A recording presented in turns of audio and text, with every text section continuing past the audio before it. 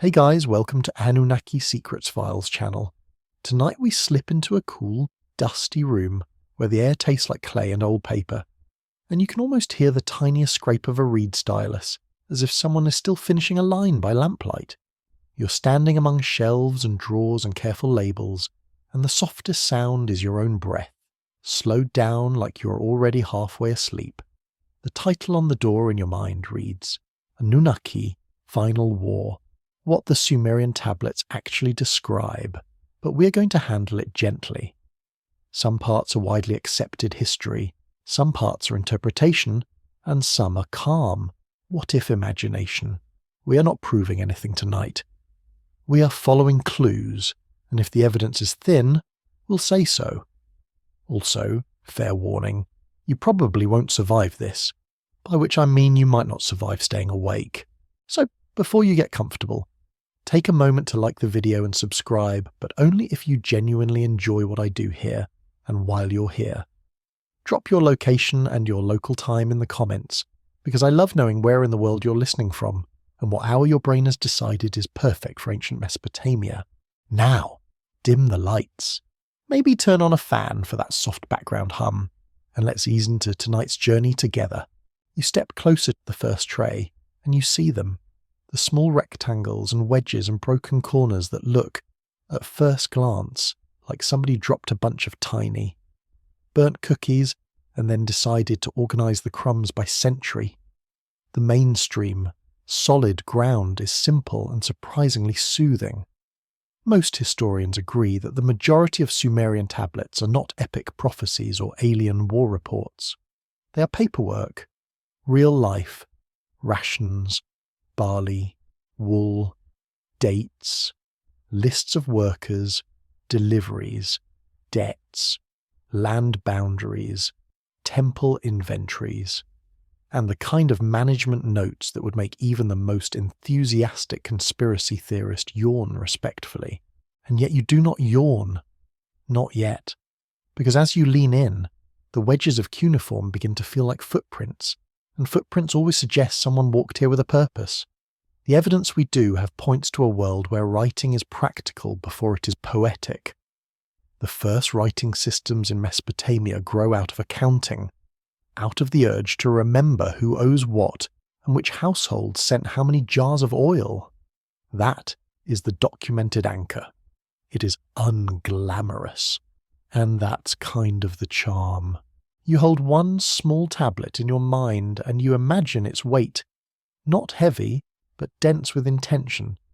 You picture the scribe who makes it, a person trained through repetition until the hand knows the signs the way your fingers know your phone's passcode.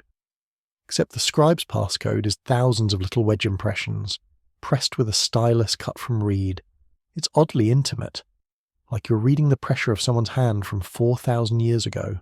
The mainstream story says the Sumerians built city-states in southern Mesopotamia, places like Uruk, Lagash, Nippur, and Eridu, each with its own temples, officials, and rivalries. Archaeology suggests these cities are busy, layered, and organised, with temple institutions that manage fields, animals, labour, and trade. You can almost smell mud brick after rain, that mineral sweetness, and you can hear sandals scuffing on packed earth.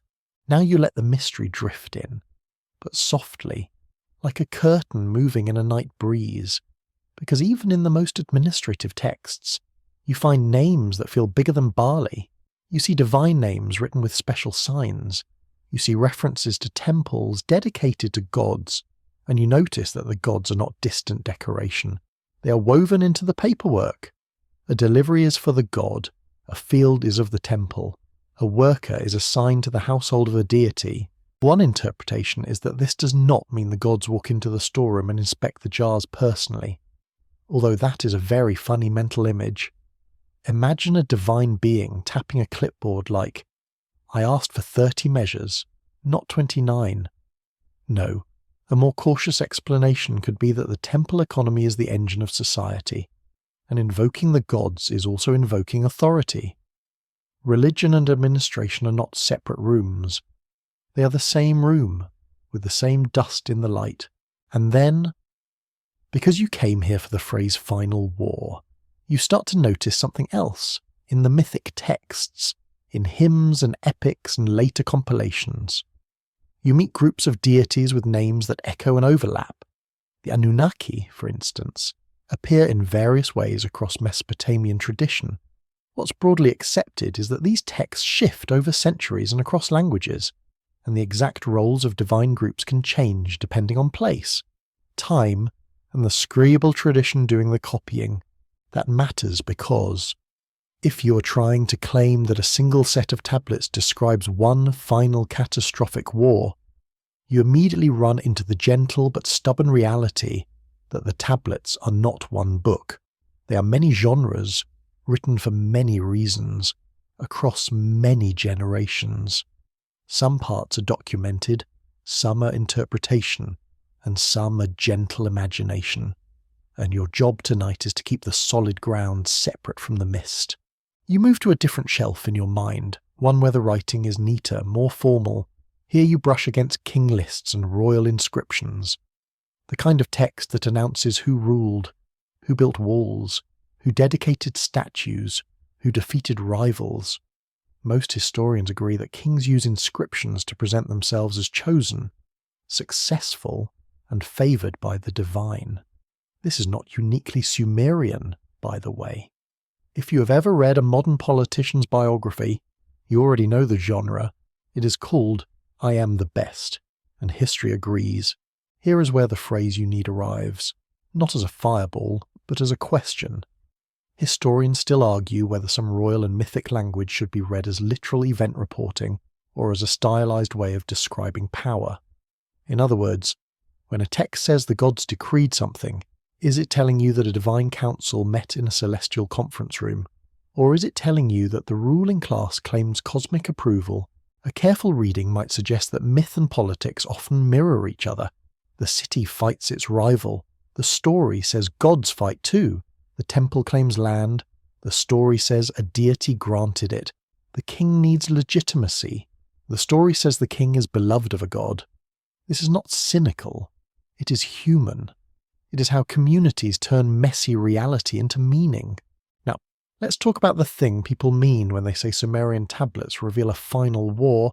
Sometimes it's a mashup, a line from a myth, a phrase from a later text, an interpretation from a modern book, and then, sprinkled on top, a rumour that the original translation was hidden or suppressed. If we treat that as a possibility rather than a conclusion, we can ask a calmer question.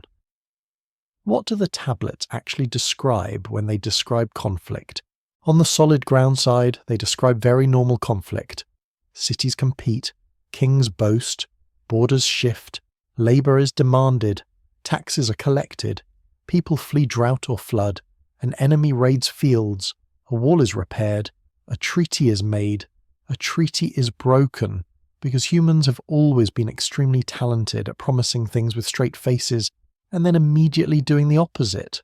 On the misty side, the mythic texts describe conflicts among gods, battles that are cosmic, symbolic, sometimes surreal. The language can sound like war because it is war, in story form. But story war is a tool. It can explain why the world is ordered the way it is, why suffering exists, why kings rule, why temples have power, why storms feel personal, why the night sky looks like it is watching. And that is where the Anunnaki drift in like silhouettes behind a screen. In some traditions, they're associated with divine authority, with decrees, with the structure of the world. A more cautious explanation could be that the Anunnaki are not a race in the modern sense, but a category in a theological and literary system, and that system changes across time. That is not as flashy as Final War, but it is more faithful to how ancient texts behave. Still, you're allowed to wonder. You're allowed to let your mind pick up one broken tablet fragment, turn it slowly, and feel the itch of the missing corner, because broken corners are where imagination likes to live. So you do that now. You take a fragment with a jagged edge, and you imagine the missing line. Some parts are documented, some are interpretation, and some are gentle imagination. Documented. The fragment likely belongs to a larger composition that was copied and recopied, perhaps for training scribes. Interpreted. It might suggest a moment of crisis, a divine argument, a decree that changes fate. Imagined. You let yourself picture a final war not as a literal sci-fi battle, but as the feeling of a culture standing on a threshold, trying to describe the collapse of one order and the rise of another. You can do that without lying to yourself. You can say, this is a possibility, not a certainty. You can whisper, we're not proving anything tonight. We're following clues. And you can keep your nervous system calm while you do it. Because bedtime history is not a courtroom. It's a lantern walk. Now you step deeper into the scribal world. Because if you want to know what tablets actually describe, you need to meet the people who make them. Scribes are trained. They practice lists of signs, lists of professions, lists of cities, lists of animals. It is the ancient version of flashcards, except the flashcards are made of clay, and the exam lasts for centuries. Most historians agree that scribal education creates a canon, a set of texts that get copied because they are useful, prestigious, or culturally central. That means the survival of certain myths can reflect what scribes choose to preserve, not necessarily what everyone believed in the same way. One interpretation is that the gods in the texts are also a map of institutions. Deities are associated with cities, temples, and political networks. When you see a divine name, you might also be seeing a human power structure wearing ceremonial clothing. This is where you can gently introduce a quirky tidbit, clearly labelled for what it is. A popular rumour claims that some tablets contain technical descriptions of impossible weapons, like beams of light or devices that scorch the earth, and that these are reports of an ancient high-tech war.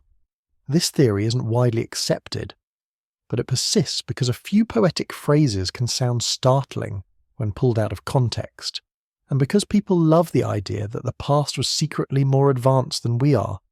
It's the same impulse that makes you look at a modern toaster and think, this is basically magic, even though it is mostly crumbs and electricity.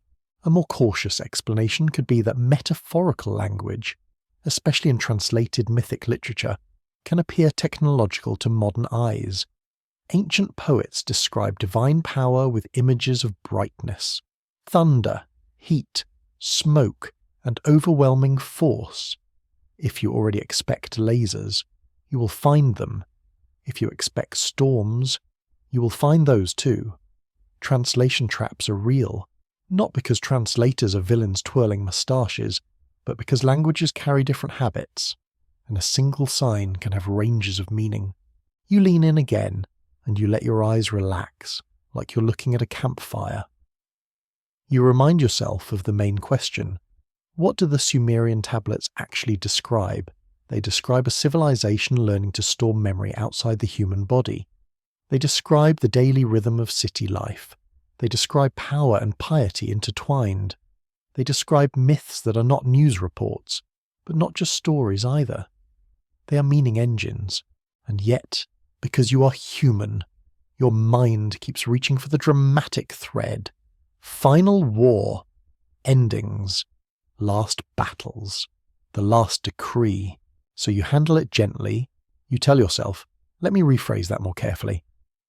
The tablets do not hand you a single clear episode called the Anunnaki's Final War the way a modern novel would.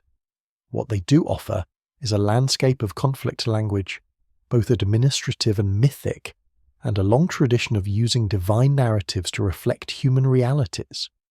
One interpretation is that when later listeners talk about final war, they are compressing many kinds of conflict into one cinematic label. Now comes the part where you let the room itself participate. The fan hum is steady, the clay smell is steady, the light is low. You run your finger along the edge of an imaginary fragment, and you wonder about the cracks. What if the cracks hide a final coded message in lamplight? On solid ground, cracks hide accidents, drops, heat, flooding, time. On interpreted ground, cracks hide selection, which tablets were stored, which were discarded, which were copied, which were left to crumble on imagined ground. Cracks hide the thrill of the unknown, the feeling that a missing line could change the mood of an entire story. And you do not have to decide tonight. You can simply notice the difference between what we know and what we wonder. You can let your thoughts slow down until they are as soft as clay before it hardens. Before you drift, you take one last calm inventory of the room. The tablets are many. The genres are many. The voices are many, even if we only hear them through wedge-shaped marks. Most historians agree that the Sumerian world is one of the earliest places where writing becomes widespread enough to leave a thick trail of daily life. The evidence we do have points to administrators, priests, merchants, and kings, all leaving impressions, literal impressions, in clay, and hovering, like a moth around a lamp, is the question of the gods, the Anunnaki, the divine councils, the wars in heaven. You keep the solid ground separate from the mist. You say, quietly, that's a possibility, not a certainty. You let the mystery be a mood, not a mandate. You set the tablet back in its tray, and your hand feels clean. But your mind feels dusty in a pleasant way, like you've been browsing a very old library and found one strange sentence you cannot stop thinking about, and as your eyes get heavier, you let one final thought float through, soft and unforced. What if the story is pointing at something else? Not an alien battlefield, not a secret weapon, something quieter. The invention of record-keeping, the creation of authority, the use of myth to hold a city together, and the way humans, when they feel the world shaking, reach for cosmic language to describe it. The mystery isn't in what we know, but in what we can't confirm. Your breathing slows. The fan hum smooths out the edges of your thoughts. The clay tablets remain, patient and silent, as if they have all the time in the world. You leave the quiet comfort of shelves and drawers behind and step out into open air that feels cooler than you expect. Like night has been waiting for you on purpose. The ground under your feet is packed earth and crushed reed, and somewhere nearby a canal breathes slowly, making that soft water sound that turns thinking into drifting. In the distance, a massive stepped shape rises from the flat land, darker than the sky for a moment, then catching faint starlight along its edges, a ziggurat. Archaeology suggests that these stepped temple platforms are among the most recognizable features of Mesopotamian city life, and their presence is not subtle. They are the kind of architecture that does not whisper. They announce, they say, here is the centre, here is the meeting point between your daily errands and your cosmic worries. Most historians agree that temples in these cities are not just places for prayer in the modern sense, but large institutions that manage land, labour, storage, and social order. The temple is a spiritual symbol and also, very practically, a place where people keep track of things. If you're hoping ancient life is all mystical incense and dramatic chanting, the temple gently reminds you that the gods also apparently love inventory. You walk closer, and the scale starts to play tricks on your sleepy brain. Each step looks manageable until you stand at its base, and then you realise your legs have just been volunteered for a serious relationship with stairs. The ziggurat's tiers rise in stages, each level wider than a street, each edge sharp enough to cut the moonlight into clean lines. The structure feels like a mountain made by committee. As you approach, you notice the texture of mud brick, that slightly rough, sun-baked surface that holds warmth during the day and releases it at night. The air carries a faint smell of bitumen, used as mortar and sealant, and the scent is oddly comforting. Like a prehistoric version of fresh asphalt, the city around you is quiet but not dead. You catch murmurs behind walls, the distant clink of pottery, a donkey deciding it has important opinions about everything. The mainstream solid ground stays steady under your feet. Ziggurats are generally understood as temple platforms, raising sacred space above the ordinary street level. making a visible statement about divine presence and civic identity. People do not build something like this by accident. It takes organization, resources, and a reason strong enough to keep thousands of hands working in heat and dust. Most historians agree that the rise of these monumental structures reflects the power of temple institutions and the competitive pride of city-states. If your city has a ziggurat that looks like it could headbutt the sky, your neighbours notice. You start climbing. The first steps are broad, the kind that let crowds move up during ceremonies. You imagine the rhythm of feet here, sandals and bare soles, the hush of people carrying offerings, the murmured words that feel half prayer and half civic ritual. You are not watching a private moment. You are walking through public meaning. Halfway up, you pause, and the city spreads out behind you. The rooftops look like layered rectangles, canals glint faintly, and fields beyond the walls lie flat and dark. The sky is huge. It is always huge out here. Without mountains to interrupt it, the horizon feels like a circle drawn perfectly around you. The stars are sharp points, not smudged by modern lights, and they seem too many, like someone spilled a bag of glitter across black cloth and did not bother to clean up. Honestly, rude. Now the mystery starts to seep in, not as a jump scare, but as a slow question. A careful reading might suggest that the sky is not just scenery for these people. It is information. It is warning. It is a calendar, a compass, and sometimes, in the human mind, a mirror. Most historians agree that Mesopotamian cultures develop extensive traditions of observing celestial phenomena, and later, compendia of omens connect events in the heavens with outcomes on Earth. Even if specific omen series are compiled later, the basic idea is deeply rooted: the sky matters. The evidence we do have points to a worldview where unusual appearances in the heavens, eclipses, strange halos, unexpected meteor showers, can be read as meaningful signs. Not necessarily because people are naive, but because in a world without modern forecasting, patterns are survival, and the biggest pattern maker of all is the sky. You keep climbing, and you feel the shift in your own thoughts. The higher you go, the quieter everything becomes, and the more your attention pulls upward. It is not hard to imagine why a temple platform becomes a stage for celestial interpretation. From up here, the horizon is clearer and the stars look closer. A priest or scholar could watch the rising of certain bright points and mark seasons. They could note lunar changes. They could remember what happened in the city when the moon looked wrong, and they could store that memory in ritual language. Historians still argue whether the earlier Sumerian sky watching should be seen as scientific observation in a modern sense, or as primarily religious practice that later produces more systematic astronomy. The debate matters, but it does not have to keep you awake. Either way, the sky is treated seriously as something that can guide decisions. It's possible that celestial omens shape choices about war, agriculture, leadership, and ritual timing, not because someone thinks the planets are yelling, but because the community believes meaning is written above them. And now, because you're here for the Anunnaki question, you feel the tug to connect sky and gods. The term Anunnaki appears in Mesopotamian traditions, often tied to divine authority and cosmic order, though details vary by text and era.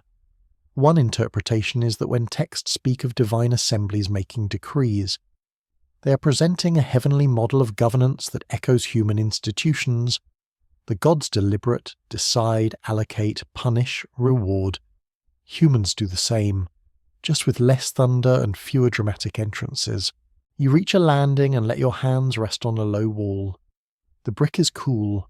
You look up again, and the stars seem to hover right at the edge of the next tier. Your mind does what minds do late at night. It starts drawing invisible lines between points, building shapes and stories out of light. What if that is part of the secret of the ziggurat? Not a secret message hidden under bricks, but the way the structure trains your attention. You climb away from the noise of streets and toward the quiet where you can hear your own thoughts. You climb toward a place where the sky feels like a ceiling, and also like a book. That does not mean you have discovered a final war, but it sets a mood in which war language can feel cosmic. When drought hits, it is not just an agricultural problem, it is a crisis that threatens survival and order. When a rival city raids fields, it is not just theft, it is humiliation and fear. When leadership changes, the legitimacy of rule is questioned, and the gods become part of the argument. It is possible that the language of divine conflict becomes a way to explain why human conflict happens, and why it feels so overwhelming. A fringe idea proposes that ziggurats are built as landing platforms for sky beings, or as beacons aimed at visitors from above. This theory isn't widely accepted, but it lingers because the architecture is dramatic and the sky is so close, and humans love to imagine visitors when they feel watched by the stars. If we treat it as a possibility rather than a conclusion, it becomes less a claim and more a mood. A cinematic lens you can hold up for a moment and then set down gently. A more cautious explanation could be that monumental buildings are meant to impress humans first. They organise labour, concentrate power, and create a shared symbol that tells everyone where the centre is. You do not need extraterrestrial contractors to explain why a city would build a holy mountain out of mud brick. You only need politics, faith, and the ancient version of civic pride, which is basically the same as modern civic pride, except with more goats. You climb the next tier slower now, because your body is reminding you that ancient staircases do not care about your bedtime routine. Your breathing stays calm, and the night air fills your lungs with a clean coolness. Near the top, the space feels more restricted, more ceremonial. You imagine a small shrine or temple room once standing here, a place where offerings are made, where statues are washed and dressed, where a priest speaks softly to a god as if speaking to a powerful employer who might approve your request, or might send you back down the stairs to rethink your life choices. You notice how the city sounds change. Down below, there is movement, but up here, the sound is wind and distant water. The fan hum from your real room and the night wind in this imagined city start to blend. Your brain likes that. Your brain likes steady sound. It relaxes into it. Now you let the final war idea approach in a careful way, not as a headline, but as an interpretation of tone. In some myths, the universe is arranged through conflict, through struggles that establish hierarchy.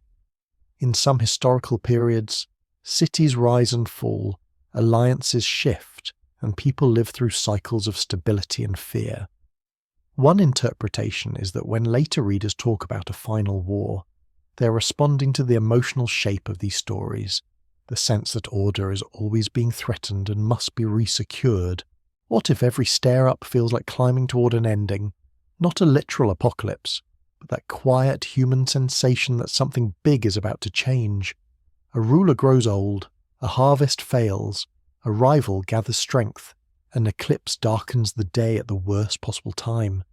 The community looks up and asks, what does it mean? And in that moment, the language of gods and decrees and battles becomes a way to hold the fear. It makes the unknown feel narratable. You stand at the highest point you can reach, and you let your gaze circle the horizon. The river's path is a dark ribbon. The fields are squares and rectangles, careful human geometry pressed into the earth. The city is a collection of lamps and shadows, and the ziggurat beneath you feels like the spine of a living thing, a structure that exists because thousands of people agree it matters.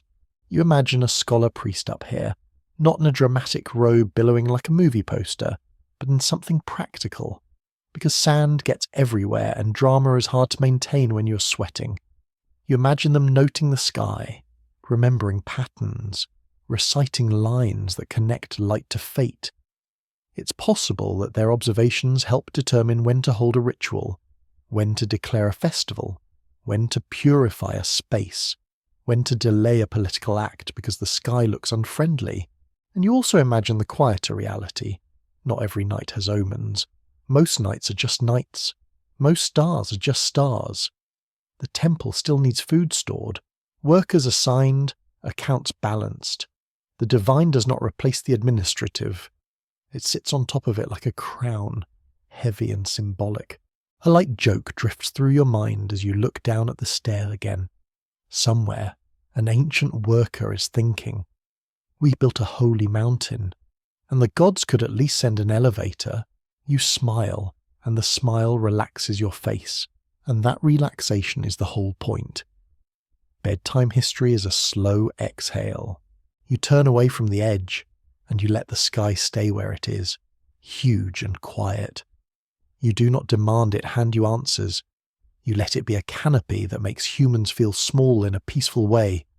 You let the ziggurat be what it is on solid ground, a monument of temple life and civic power. You let it be what it might also be in interpretation, a platform that encourages sky watching and omen reading, and you let it be what it can be in gentle imagination, a staircase into questions, a place where the night feels like it is listening. The final thought settles in like dust. The structure is not a single message. It is a relationship between earth and sky, between human effort and human meaning, between what you can measure and what you can only feel.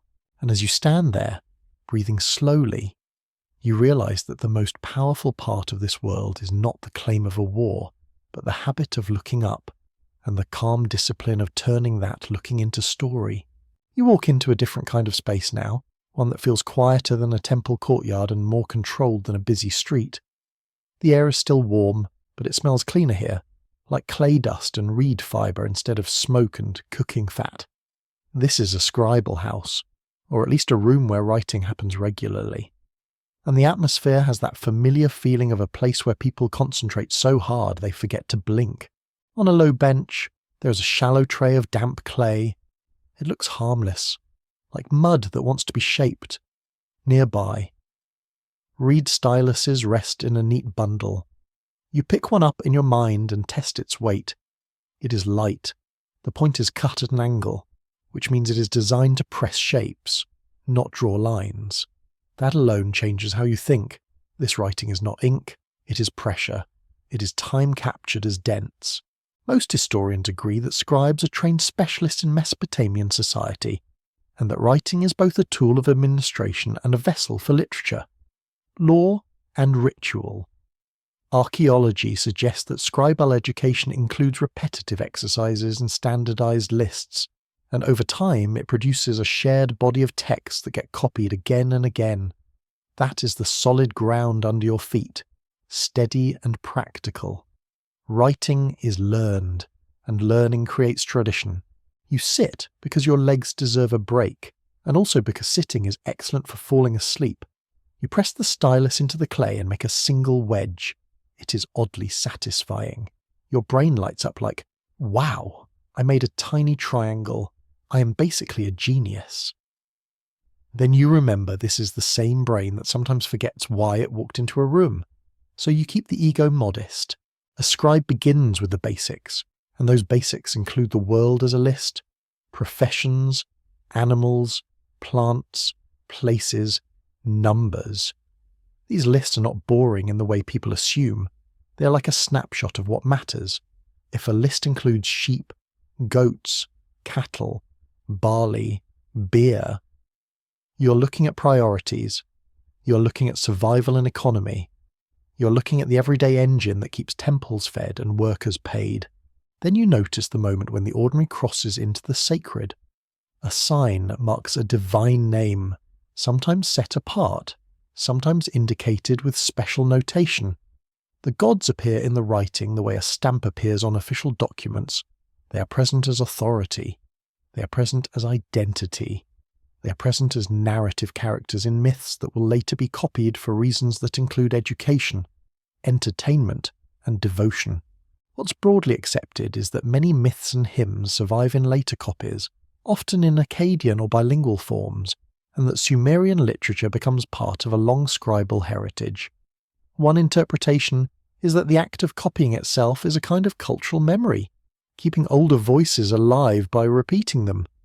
You can imagine a young scribe practicing not only letters, but worldview.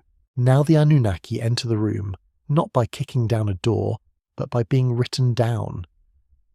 The name appears across Mesopotamian traditions, and its meaning and role can shift depending on the text. It is possible that the Anunnaki are presented as a group of powerful deities connected with authority, fate, and cosmic order. A more cautious explanation could be that Anunnaki functions like a category label in a theological system, not a single fixed team with one unchanging job description. That matters because modern listeners often want the gods to behave like characters in a franchise. With a clear cast list, consistent powers, and a timeline that makes sense. Ancient religion does not always cooperate. It is more like a city itself, with neighbourhoods of belief, overlapping traditions, and the occasional confusing street sign that leads you in a circle. If you have ever tried to assemble furniture with missing instructions, you already understand ancient mythology. Somewhere in the box is a tiny piece that is crucial, and you do not know where it goes. The mainstream picture stays calm. In many Mesopotamian texts, the gods form councils, make decrees, and assign roles. This is a literary way of describing order. It can also mirror how human institutions work. One interpretation is that divine councils reflect the political reality of councils and assemblies in city life. In story form, the cosmos has administration, the universe has meetings. Honestly, the most believable part of mythology might be that even the gods cannot escape committee work. Historians still argue whether these divine assemblies should be read primarily as metaphors for human governance, or as expressions of genuine religious experience that people felt as real presence. There is no full consensus, and you do not need one tonight. You can hold both possibilities gently. People might have experienced the gods as real, and the stories might also serve political and educational functions. Both can be true at the same time, because humans are wonderfully complicated. You watch the scribe's hand move, the stylus presses, the clay receives, a line becomes a sentence becomes a claim about the world. Some lines are simple, like X amount delivered. Some lines are ornate, like hymns that praise a deity with layered imagery. Some lines are narrative, telling of gods who quarrel, humans who suffer, kings who build, cities that shine. If you're searching for final war language, this is where modern expectations can collide with ancient genres. A tablet might describe conflict in a mythic way, using words that evoke battle, shouting, storms, and disruption.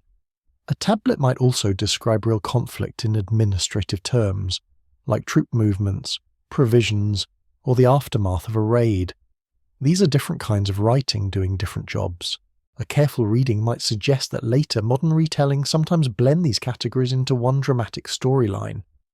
If we treat that as a possibility rather than a conclusion, we can keep the solid ground separate from the mist. The solid ground says, many tablets are practical records.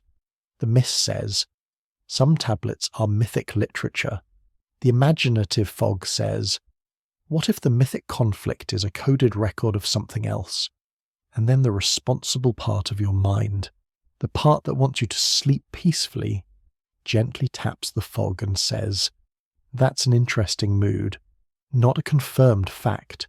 A popular rumour claims that certain Sumerian words secretly describe advanced machines, and that scribes are documenting weapons from a war among sky beings. This theory isn't widely accepted, but it persists because translation can be tricky, and poetic language can sound technical when removed from its context. A phrase about blazing radiance can become laser in the wrong hands, especially if those hands are holding a book titled something like Hidden Truth. They do not want you to know. That title alone should make your eyebrows rise. If a book title sounds like it is shouting, you are allowed to whisper back, calm down. A more cautious explanation could be that Sumerian and Akkadian terms often have ranges of meaning, and translators choose based on context, genre, and parallels in other texts. Words for brightness, fire, storm, or divine splendor can be metaphorical. Gods are often described with intense natural imagery because nature is the biggest power humans can observe. Lightning, flood, drought, Wind. These are forces that feel like battles already. So myth describes them as battles, and listeners nod because it matches their experience. Now you look closer at the scribal practice itself, and a new development unfolds. Scribes do not only copy myths, they also copy legal texts, contracts, court decisions, land sales, marriage agreements, adoption documents, and loans. That is mainstream history again, steady and human. These tablets are evidence of a society organizing relationships through writing. The evidence we do have points to a complex legal world where people can appeal to authority, make claims, and leave durable records.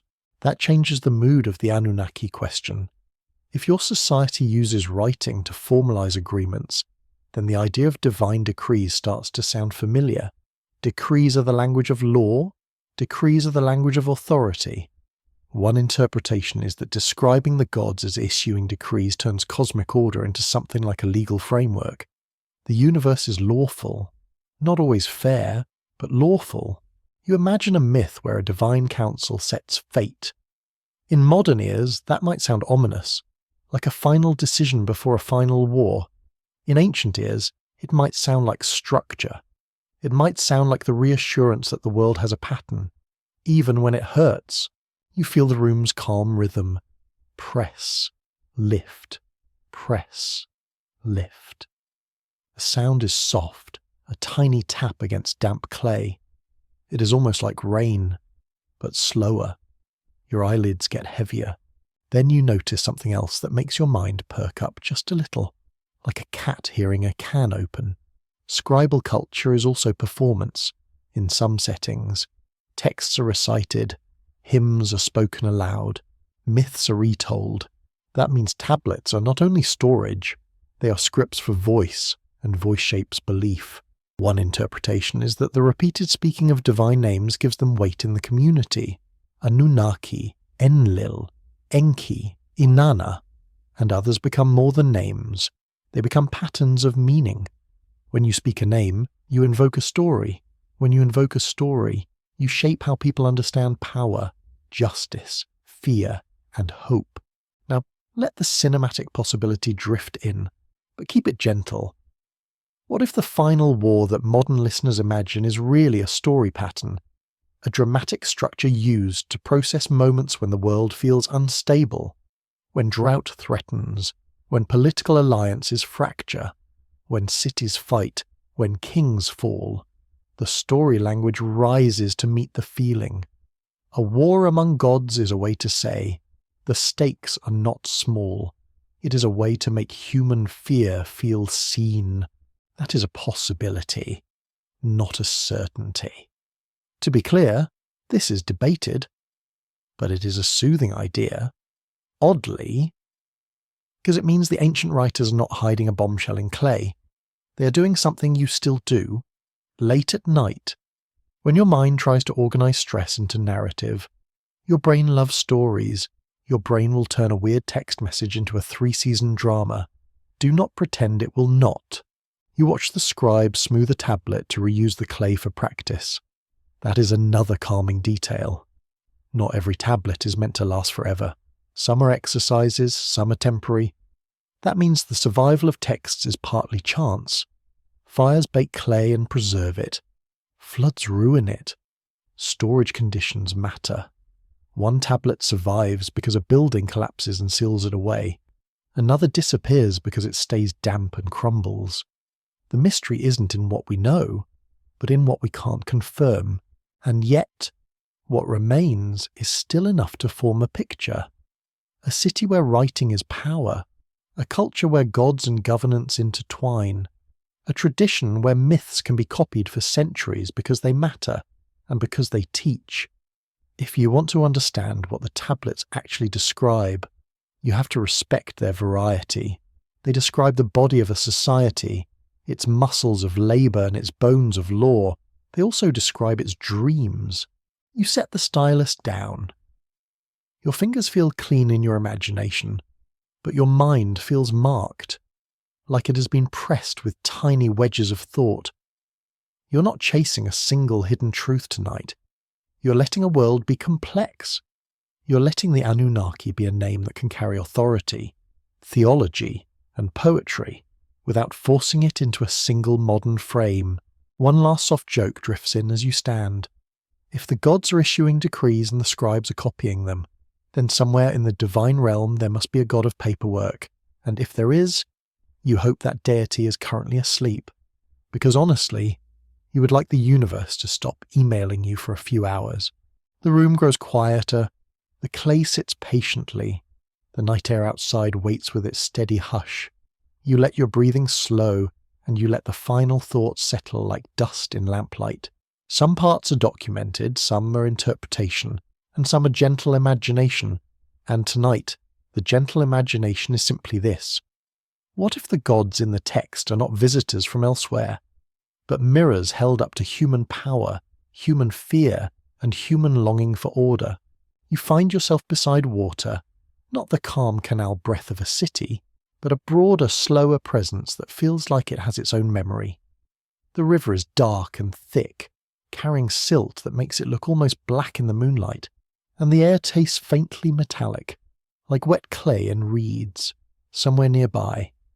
Frogs are doing their nightly choir practice, and they are not taking notes from anyone. Most historians agree that Mesopotamian life is shaped by rivers, especially the Tigris and Euphrates, and by the complicated work of irrigation. Archaeology suggests that communities build canals, levees, and field systems that can bring abundance, but also create vulnerability. If the water rises too fast, or the canals breach, or the rains come wrong, the same system that feeds you can turn into a problem with teeth.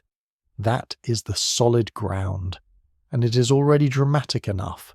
You walk along a raised bank and let your feet feel the firmness of packed earth. You notice how the land sits low and flat, how the horizon offers very few places to hide from anything, especially water. In a landscape like this, floods are not abstract. They are not a metaphor you invent later. They are a possibility you live with, season after season, like a neighbour who sometimes brings you gifts and sometimes breaks your fence. Now, in the quiet of night, you let a story approach, not as a headline, but as a voice. Atra-Hasis is one of those names that feels ancient the moment you say it, like the word itself has dust on it. What's broadly accepted is that Mesopotamian traditions include flood narratives, and that themes of divine decision, human survival, and a resetting of order appear across more than one composition. Later, other flood stories echo similar motifs, and scholars trace lines of influence and shared cultural memory. The evidence we do have points to flood storytelling as a major strand in the region's literature.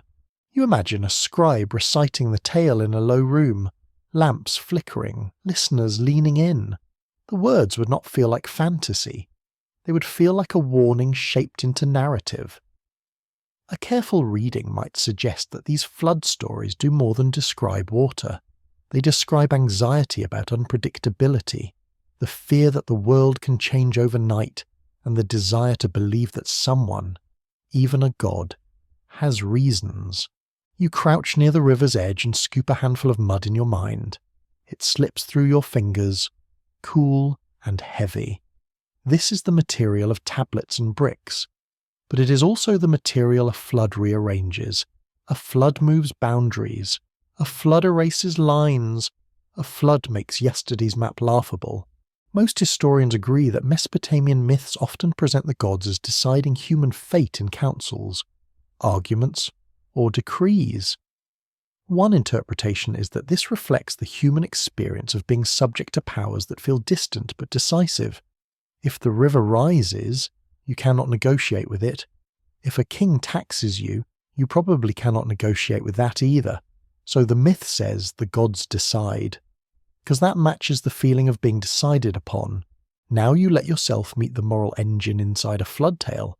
The story does not only say, water came, it often says, there was a reason. Humans were too loud, too numerous, too disruptive, or out of balance. The gods respond. A chosen person is warned. A vessel is built. Life is preserved. Then there is an aftermath, a new arrangement, a rule added to keep the world from tipping so far again. A more cautious explanation could be that such narratives compress multiple experiences into one dramatic arc. Real floods vary, local disasters differ, and memories blur across generations. Storytelling turns scattered events into a coherent shape, because coherence is soothing. Even when the story is about catastrophe, the structure itself can feel like control.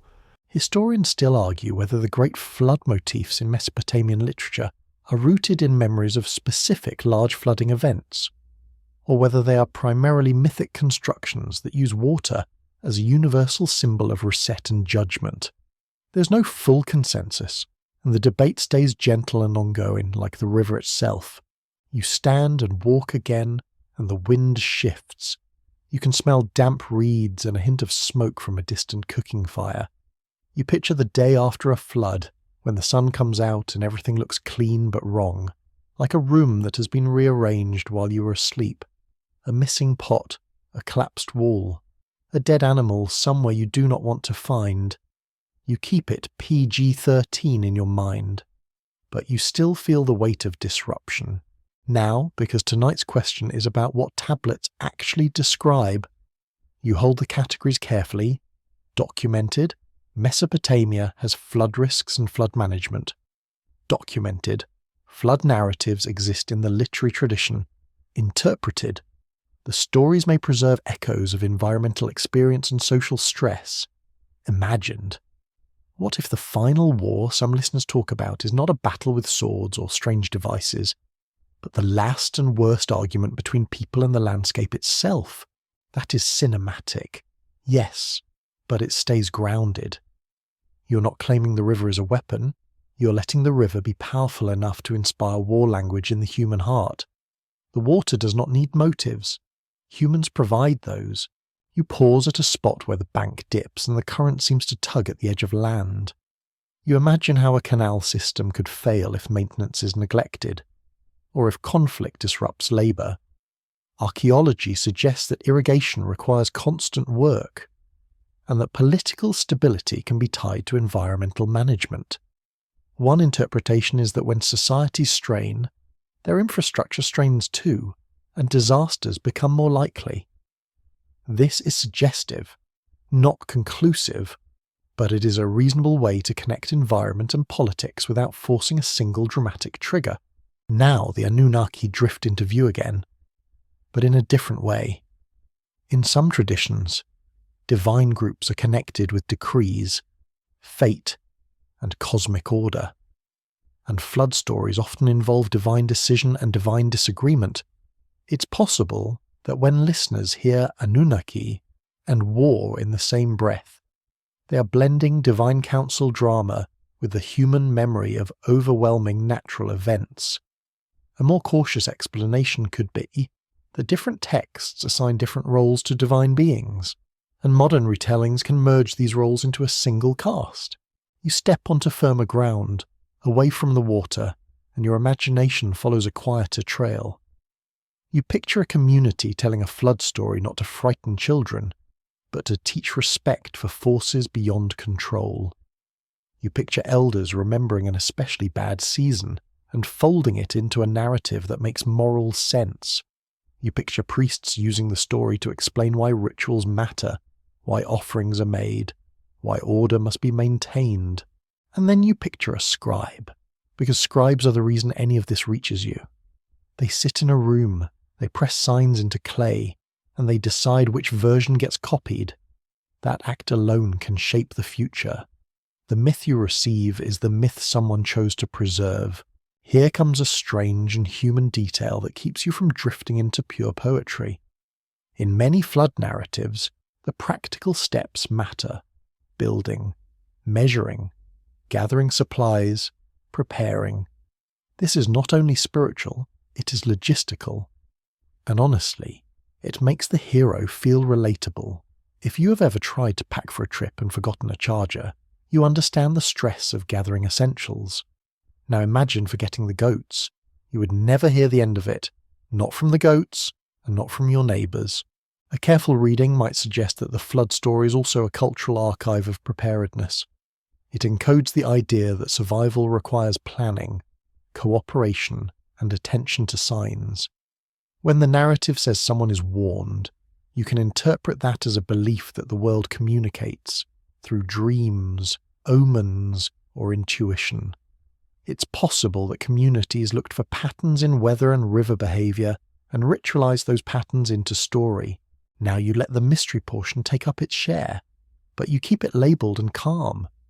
A fringe idea proposes that flood stories are not about water at all, but about some other kind of sweeping destruction. Perhaps something airborne, or a shock that leaves the land changed, and that later storytellers replaced it with a more familiar image of water. This theory isn't widely accepted, and the evidence is thin, but it exists because humans notice how myths can shift symbols across time. If we treat it as a possibility rather than a conclusion, it becomes a thought experiment about how memory transforms. A more cautious explanation could be simpler and more believable.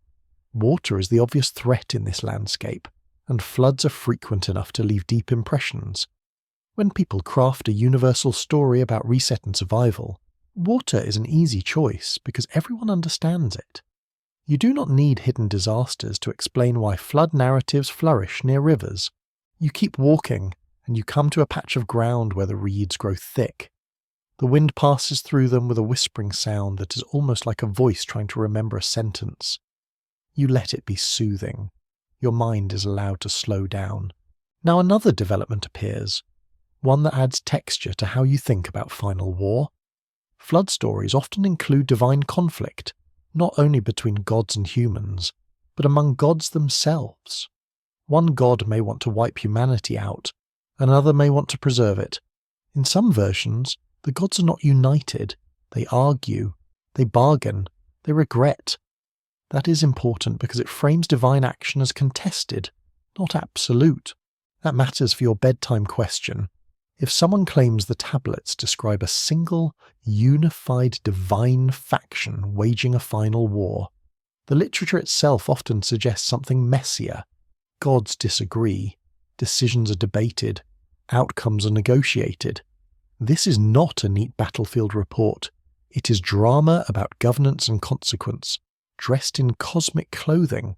You stop and look up at the sky. The stars are steady, and the river is steady, and your breathing becomes steady too. You notice something quietly profound.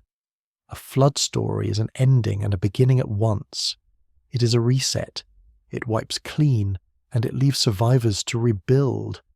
In that sense, it can feel like a final event, even if it is not final in the literal sense. It feels final because everything after is different. One interpretation is that this final feeling is what modern listeners latch onto. They hear decrees, councils, destruction, and their minds assemble a grand finale. But the ancient habit is often cyclical. Things end, then restart. Cities fall, then rise. Dynasties change. Canals silt up, then get dredged. The world is not a straight line. It is a loop with bruises. You move toward a small settlement edge, where the ground is slightly higher. You imagine how people might mark high water lines, how they might rebuild walls, how they might move shrines to safer spots. Archaeology suggests that settlement layers can show rebuilding after destructive events, though interpretation requires care because many processes can create layers. Still, the idea of rebuilding is constant. Humans rebuild. That is one of our most consistent behaviours, right up there with losing keys. Now you let the what if arrive in a calm whisper. What if the final war is really the last storm before silence? Not silence of all life, but silence of certainty. A flood can take away your sense that tomorrow will resemble today. After that, the mind searches for meaning. The story provides it. The gods become a way to speak about forces too large to negotiate with. That thought is cinematic, but it does not need to be extreme. It can be intimate. You picture a person standing on a roof with water rising below, watching lamps drift away, hearing distant shouting fade and thinking, the world is changing right now. You keep the image soft, not graphic. More like a shadow play, because your goal is calm, not panic. A light joke floats in to keep you grounded. Somewhere in the divine council, one god is probably saying, "We need fewer humans," and another god is saying, "Have you tried noise cancelling?" The humour is gentle, but it highlights a serious point. The myths often give the gods human-like motives, which makes cosmic events feel like social events scaled up. You step back from the river's edge and let your shoulders relax. You remind yourself of the rule you're following tonight. We will keep the solid ground separate from the mist. Documented flood risk shapes Mesopotamian life. Documented. Flood narratives exist and circulate. Interpreted. They may encode environmental memory and social anxiety. Imagined. They can be read as the emotional shape of an ending. The kind of ending people later call a final war because they do not know what else to name that feeling. The reeds whisper again. The night air cools your skin. Your breathing slows further. You do not need the story to be one thing. You let it be what it is. A bridge between the river's real power and the human need to explain.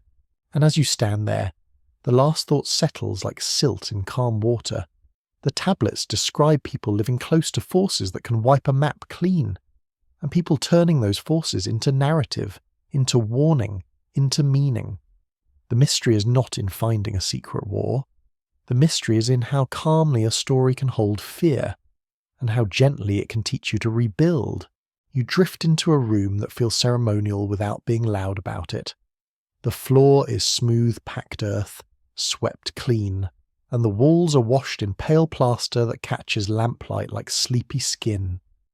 In the centre, a shallow brazier gives off a faint warmth and that soft, dry smell of burned resin. It does not sting your eyes. It just makes the air feel intentional, like someone wanted the room to hold a mood. On a low stand sits a tablet, and the signs on it look more deliberate than accounting marks. This is the kind of text that wants to be heard, not only read. You settle your attention the way you settle a blanket, slow and even. The evidence we do have points to Mesopotamian cultures using mythic conflict as a way to explain order. Not order like tidy shelves, but order like the rules of nature. The hierarchy of power, the logic of kingship, the reason storms come, the reason cities rise. Most historians agree that texts associated with the Enuma Elish tradition present a cosmic story in which conflict leads to structure, with divine figures battling and negotiating until a workable universe emerges. The details belong to later Babylonian tradition more than early Sumerian composition, but the broader pattern is familiar across Mesopotamian myth.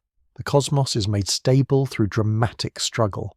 You imagine a reciter speaking slowly, and you imagine listeners taking comfort in the fact that chaos is not ignored. It is faced, named, and shaped into narrative. That is mainstream safe ground. Myth is not a newspaper, but it is not meaningless either. It is a cultural machine for turning fear into understanding.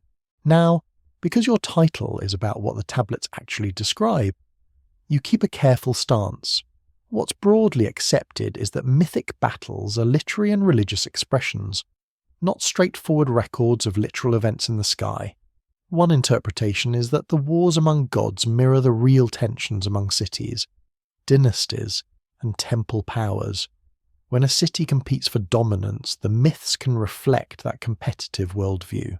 When kings claim authority, myths can support the idea that authority is decreed by the divine. You let the idea settle in your body.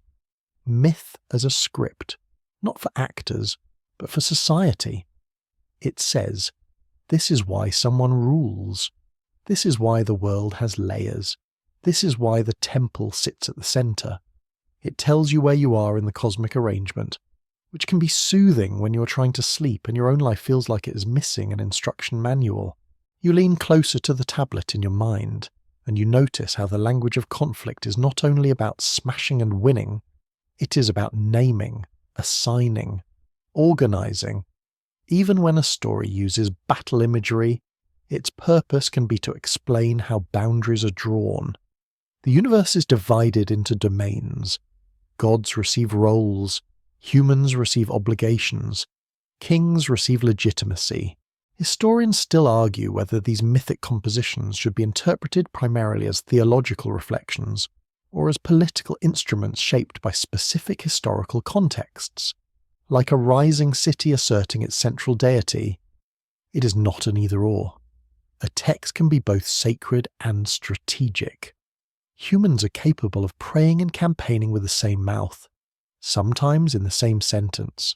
Now the Anunnaki question returns, but in a new shape.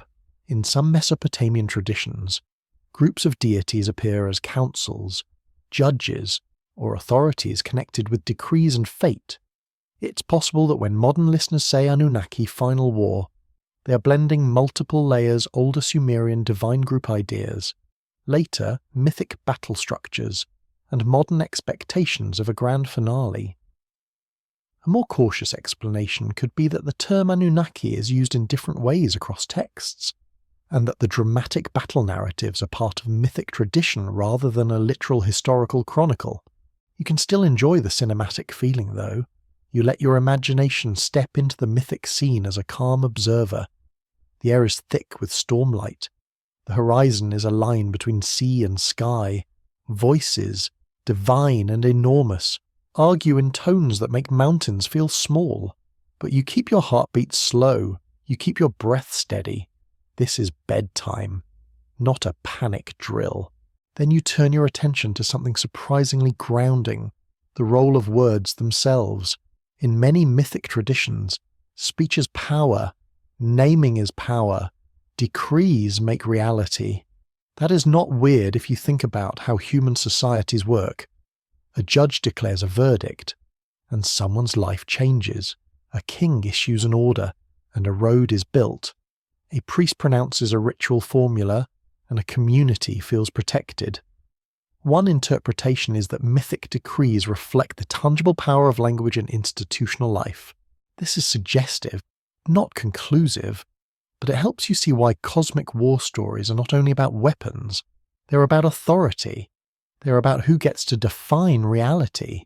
Now a new development, fresh and not repeated, slides into view the relationship between myth and calendars.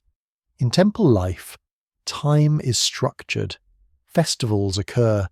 Rituals repeat. Certain stories are recited in certain contexts. Most historians agree that major myths can be tied to ritual performance, especially in later periods, where recitation reinforces communal identity. The story is not just entertainment, it is an annual reset button. The cosmos is redescribed, the king's legitimacy is renewed, the city's place in the world is affirmed. If you are looking for a final war, this ritual context can shift your interpretation.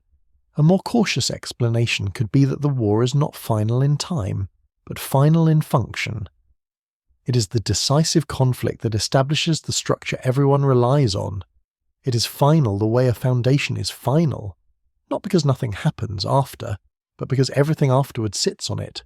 A careful reading might suggest that modern minds hear final and picture an apocalypse. While ancient myth often uses decisive conflict as a beginning, order is born through struggle.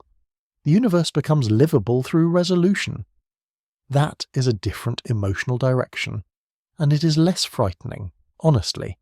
It is the story saying, chaos has edges, and the edges can be shaped. Now, you allow the mystery portion to take its share, labelled gently. A popular rumour claims that these cosmic battles are encoded memories of an ancient technological conflict, with descriptions of blazing light and thunder representing advanced weapons. This theory isn't widely accepted, and the evidence is thin, but it keeps circulating because mythic imagery can be intense, and because humans love to map modern concepts onto ancient metaphors. If we treat it as a possibility rather than a conclusion, it becomes a way to ask how language changes across time. A more cautious explanation could be simpler. Ancient poets used the most powerful images available to them: storms, fire, roaring waters, overwhelming brightness. These are not technical manuals. They're emotional language. When a god is furious, the sky darkens. When a god is radiant, everything shines. That kind of writing is meant to be felt. You sit back and let the lamp glow soften. You notice how the room feels like it is holding you, how the air is steady, how your shoulders drop. The story is intense in content but gentle in delivery, like thunder heard from very far away. Now, Daba. Another angle appears, one that keeps your mind engaged without jolting it. Mythic conflict can also encode social rules. When the story shows certain gods cooperating or disputing, it can reflect how humans are supposed to cooperate or dispute. It models consequences, it models hierarchy, it models what happens when order breaks, and what restores it. Historians still argue whether the moral lessons in these myths are primary or secondary, whether the stories are designed to teach ethics or whether ethics are later interpretations layered onto them. There's no full consensus. Still, the possibility itself is useful. It means the myth is a tool for living, not just a relic. You glance at the tablet again, and you think about the scribes who copy it. Their hands are steady, their minds trained, and their choice to preserve this story makes it part of the cultural bloodstream. One interpretation is that mythic battle narratives become a shared language for talking about real tensions. When cities fight, leaders can frame conflicts as cosmic. When a dynasty rises, it can claim that divine order supports it. The story becomes a mirror that rulers hold up to the crowd, saying, "See, even the gods arrange power this way." A light joke arrives to keep you from feeling too solemn. Imagine the divine council trying to agree on anything. One god wants a festival, another wants a flood, another wants quiet, and someone in the back is just asking if there will be snacks, if there is one truly eternal thing. It might be meetings that could have been an email. You let that smile fade into a softer calm. You are not mocking the ancient world. You are simply recognizing that humans project their own structures upward. Councils, debates, decrees. The gods act like a superpowered version of the city. That is not childish. It is a way of making the vastness of existence feel familiar. Now you return to the central question, but you do it with a gentle finality that does not sound like a conclusion, just a resting place. The tablets describe mythic battles as a cosmic script, a story form that explains why the world is structured the way it is. One interpretation is that these battles mirror city rivalries and political shifts, giving them a sacred frame, and the cinematic what-if is allowed to hover as mood. What if the universe feels like it's holding its breath? Not because we have discovered a literal final war, but because the story wants you to feel the moment when chaos becomes order. You breathe in, slow. You breathe out, slower. The lamp flame is steady. The room is quiet. The myth continues to glow in your mind like embers, warm, contained, and safe enough to carry into sleep. You wander into a space that feels less like a shrine and more like a workshop. The air is drier here, and it carries the dusty scent of crushed clay and chalky plaster. A low table is covered in practice tablets, each one showing lines of signs that look similar until you relax your eyes and notice the differences. Like snowfall patterns that never repeat. A lamp burns nearby, and its light makes the wedges cast tiny shadows. Those shadows are important, because shadows are where mistakes hide. Most historians agree that translation is one of the biggest challenges in understanding ancient Mesopotamian texts, especially when modern readers want a clean storyline, and the original writing is fragmentary, polysemous, and shaped by genre. Archaeology suggests that tablets often survive broken, with missing corners and worn signs, and the evidence we do have points to scribes using sign values that can vary by time, place, and context. That is the solid ground, and it is already enough to explain why dramatic claims can grow. You pick up a practice tablet and trace a sign with your gaze. It looks simple, but you learn quickly that simple in cuneiform can be deceptive. A single sign can have more than one sound value and more than one meaning. A sign can be used as a word, a syllable, or a determinative that signals category rather than sound. This is where the mind tries to rush, and this is where you slow down on purpose.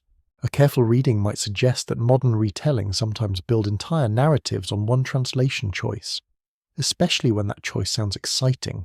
If a word can mean bright in one context and pure in another, and someone selects bright because it feels like a beam of light, the story can tip toward science fiction. That does not mean the translator is malicious. It means translation is a series of decisions, and decisions carry mood. Now you watch a scribe's hand in your mind, moving with practiced economy. Press, lift, rotate the stylus, press again. The clay accepts every mark. It does not argue. It just records. The arguing happens later, in modern rooms with dictionaries, sign lists, and scholarly debates that can get surprisingly passionate for people staring at triangles. Honestly, it is kind of adorable. Historians still argue whether certain vivid phrases in mythic and ritual texts should be translated with more literal imagery, or with more interpretive smoothing that captures the intended effect rather than the exact metaphor. There's no full consensus, and that is not a failure. It is the normal condition of reading a very old language through broken artifacts. Now, you meet the translation trap that fuels the final war fascination, the temptation to treat poetic imagery as technical description. In many ancient texts, divine presence is described with radiance, splendor, terrifying brightness, roaring sound, and overwhelming heat. If you already suspect advanced weapons, you might read these as descriptions of devices. If you approach the text as poetry, you might read them as metaphor for power. A more cautious explanation could be that the original audience likely understood these phrases within a shared symbolic world, where a god's brightness is a marker of divinity and authority, not a flashlight. But even that needs care, because ancient people could also describe real phenomena, like storms and fires, using intense language.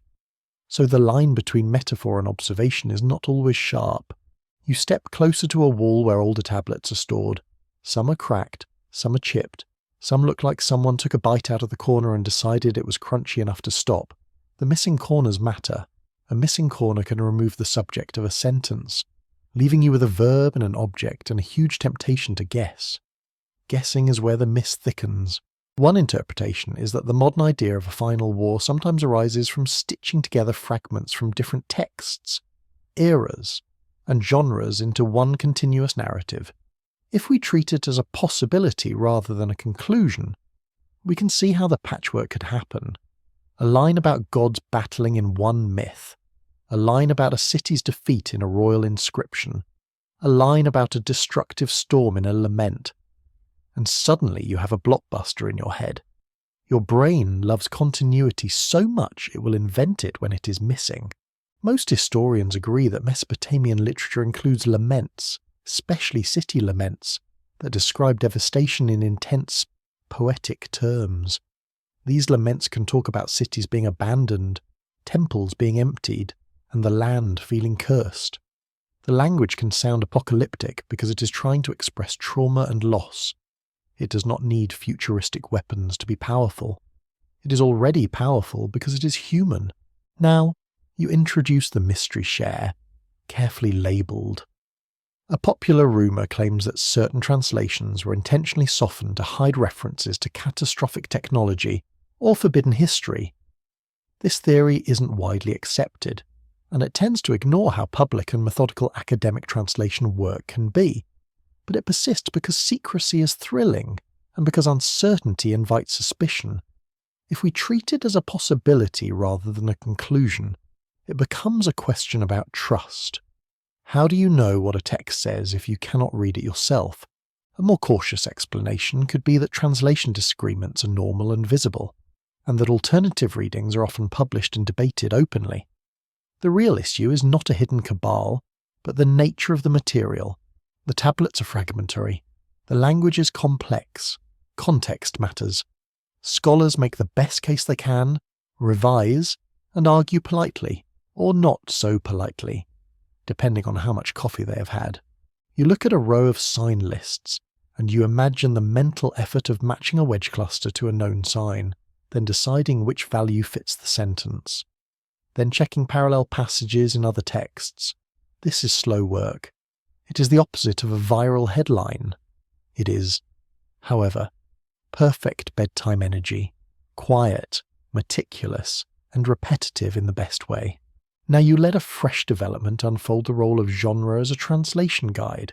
A royal inscription has one kind of language. It exaggerates, boasts, compresses. A hymn has another kind. It praises, amplifies, layers metaphors. A legal contract is different again. It is precise, formulaic, obsessed with clarity. So when you see an intense phrase, you ask, what kind of text is this? If it is a hymn, intense imagery is expected. If it is a contract, intense imagery would be extremely weird, and also hilarious. Imagine signing a land sale document that says, "The radiant thunder of your field shall blaze forever. Sir, this is about offence." One interpretation is that some modern readers flatten genre differences, treating everything as if it is the same type of text. That makes it easier to build a single narrative, but it can distort meaning. A more cautious explanation could be that the tablets describe many worlds at once: economic life, political propaganda, religious devotion, and literary imagination. Historians still argue whether certain disputed signs in specific passages should be read as references to celestial events, ritual symbols, or metaphors for political power. The debates can hinge on tiny details. A sign that could mean storm might also function in a poetic way to mean turmoil. A sign that could mean weapon might also mean tool or power. The choice affects the mood of the passage, and mood affects modern storytelling. You pause, and you let your own modern assumptions come into view. You notice how quickly the mind wants the dramatic option. Bright becomes beam, raw becomes engine, fire becomes explosive device. You do not shame yourself for it. You just observe it like you observe your breathing. In, out. The desire for drama is a human habit. Now, another new thread. Calm but exciting in its own quiet way, scribal errors and corrections. Most historians agree that scribes sometimes make mistakes, and tablets can show erasures, overwritten signs or corrections. That means the texts are not perfectly transmitted. They are human. One interpretation is that some odd phrases might come from copying errors or misunderstandings that later scribes repeat. A more cautious explanation could be that the tradition is generally careful, but not infallible, and that anomalies require patience. This is suggestive, not conclusive, but it offers a gentle answer to certain mysteries. Sometimes the weird line is not a secret. It is a mistake, or a variant, or an unusual metaphor, or a damaged sign. The mystery isn't in what we know, but in what we can't confirm. And sometimes what we cannot confirm is simply what the sign originally looked like. Now you let the cinematic what if arrive, but you keep it soft and honest. What if a single ambiguous sign changes everything you think you read? That is not a claim that it does, only a reminder that it could. A missing wedge could shift a meaning. A broken corner could remove a negation and flip the sentence. A context clue could be lost. The story you build depends on these tiny physical facts, these little dents in clay. A fringe idea proposes that the ambiguity itself is intentional, that scribes encoded layered meanings to hide dangerous knowledge in plain sight. This theory isn't widely accepted, and the evidence is thin, but it appeals to the part of the mind that loves puzzles. If we treat it as a possibility rather than a conclusion, it can be a fun way to imagine scribes as secret keepers. But a more cautious explanation could be that ambiguity is a natural feature of writing systems and languages, especially when preserved imperfectly. You set the tablet down gently. The lamp's light remains steady. Your eyes soften. Your thoughts slow. You return to the central question with calm hands. The tablets actually describe many things, and the vivid parts require careful translation, careful genre awareness, and humility. It is possible that mistranslations or overconfident readings inflate certain images into modern fantasies. That does not mean imagination is forbidden. It means imagination should be labelled and held lightly. You take a slow breath and let your shoulders drop. Then you allow one last quiet joke to drift in as your mind settles. Somewhere, an ancient scribe is watching you struggle with an ambiguous sign and thinking, I wrote that clearly. You just don't know the context. And honestly, fair. The room grows quieter. The clay absorbs the marks. The night outside is still. You let the final thought rest in your mind like a smooth stone. The solid ground is patient.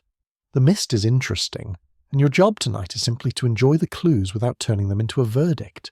You step into a courtyard where the air is warmer and busier, and you can smell baking bread, damp wool, and that faint tang of animal pens that tells you somebody, somewhere, is regretting their career choice.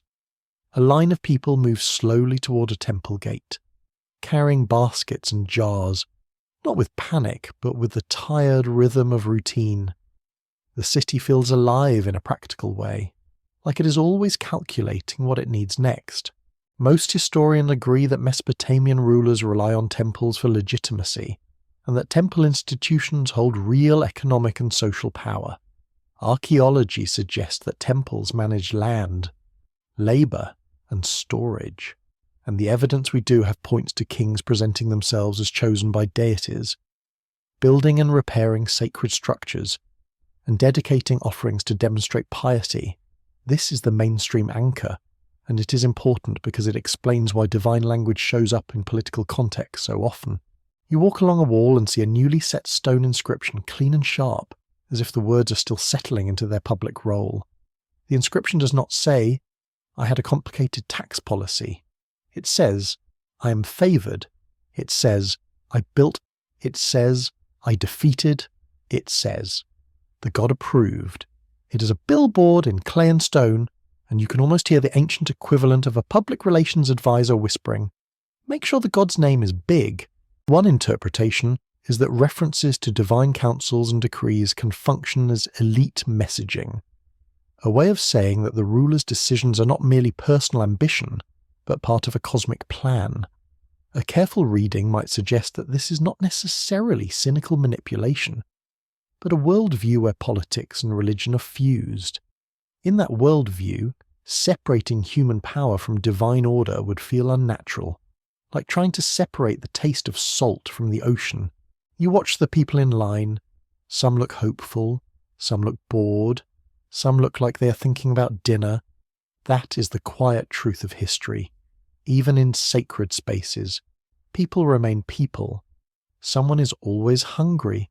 Someone is always late. Someone is always quietly annoyed that the line is not moving. Now you let a new development unfold, one that keeps the story moving without repeating old steps. You notice the way gifts and offerings create relationships. An offering is not only devotion, it is also participation in a system. You bring grain to the temple. The temple feeds workers. The workers maintain canals. The canals, water fields.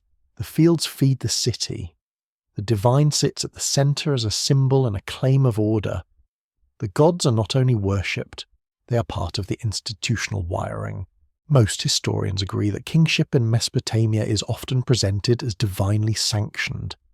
The evidence we do have points to rulers claiming titles that connect them with gods, and to texts that frame the king as shepherd, builder, judge, and protector under divine oversight. The king is a human, but the story says he is more than human in function. Because the city needs a figure who represents unity, historians still argue whether early Mesopotamian kings were viewed as semi-divine in the way later traditions sometimes depict, or whether the divine connection is primarily symbolic and rhetorical. There's no full consensus, and the debate matters because it shapes how you interpret the line between myth and politics. If kings are strongly sacralized, then divine language is a direct instrument of rule. If kings are more clearly human, then divine language is still powerful, but it functions as justification rather than identity. You turn a corner and hear chanting from inside the temple precinct. It is not loud, it is steady. The sound carries that soothing quality of repeated phrases, like the ancient version of a playlist you put on while cleaning. Inside, priests move with practiced care, and you notice that ritual is also choreography. Ritual takes time. Ritual creates a sense that the world is held together by repetition. Now, the phrase Anunnaki decrees becomes a useful lens. It's possible that when certain texts invoke divine decrees or assemblies, they are framing decisions as coming from a higher order. One interpretation is that this helps stabilize society. If rules are decreed by the gods, disobeying them is not just breaking a law, it is breaking the structure of reality. That makes compliance more likely, which is very convenient for anyone in charge. Not accusing anyone of anything, just noticing how effective the system is. A more cautious explanation could be that people genuinely believe the gods care about justice and order, so divine decrees feel comforting, not oppressive. The same mechanism can be experienced as safety or control depending on where you stand in the hierarchy. If you are the king, divine approval is delightful. If you are a farmer with extra taxes, divine approval might feel like the universe taking the king's side. You stop near a storeroom and see stacks of sealed jars. Each seal impression is a tiny statement of authority. Someone is accountable. Someone is watching. This is mainstream history again, but it has a mystery flavour of its own, because seals are like fingerprints of power. They tell you who had access, who controlled distribution, who could open a jar and who could not. The solid ground is that institutions manage resources. The misty question is how often those institutions changed, and how the story about gods adapted to justify the new arrangement. Now you let the final war concept shift into political reality, not cosmic fantasy. Cities in Mesopotamia compete, alliances form, rivalries intensify. Sometimes a new dynasty rises and needs to explain why the old one fell. One interpretation is that the language of divine conflict can help narrate regime change. If a city is conquered, text can frame it as a god withdrawing favour, or as a new god's power rising. That is not a literal war in the sky, but it can sound like one in poetic terms. A careful reading might suggest that the war is often about legitimacy. Who gets to claim the gods are on their side? Who controls the temple? Who controls the storerooms? Who controls the scribes who write the story? Because the scribes matter. If you control the writing, you shape what future listeners think happened. Now, the mystery share arrives, clearly labelled. A popular rumour claims that certain dynastic changes were actually caused by a hidden conflict involving non-human beings, and that the official inscriptions are cover stories. This theory isn't widely accepted, and it usually relies on reading divine names as literal outsiders rather than as theological categories. If we treat it as a possibility rather than a conclusion, it becomes a cinematic way to imagine propaganda hiding a deeper drama. But a more cautious explanation could be that propaganda itself is dramatic enough. Humans do not need aliens to write flattering accounts of themselves. You move toward a marketplace where traders call softly, because even at night, commerce never fully sleeps. You see copper tools, woven mats, baskets of dates, and bright-dyed cloth. This is another new development. Trade networks connect cities, and those connections can intensify competition. If one city controls a route or a resource, it gains power. That power needs justification. Divine language becomes part of the justification. Most historians agree that Mesopotamian cities engage in long-distance trade, exchanging goods like metals, timber, and stone that the alluvial plains lack. Archaeology suggests that such trade influences wealth and politics. The evidence we do have points to rulers boasting of bringing in exotic materials for temples, turning scarcity into sacred prestige.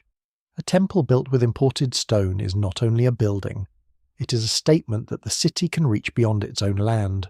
One interpretation is that when myths talk about gods distributing domains and resources, they reflect the human reality of resources being unevenly distributed and fiercely contested.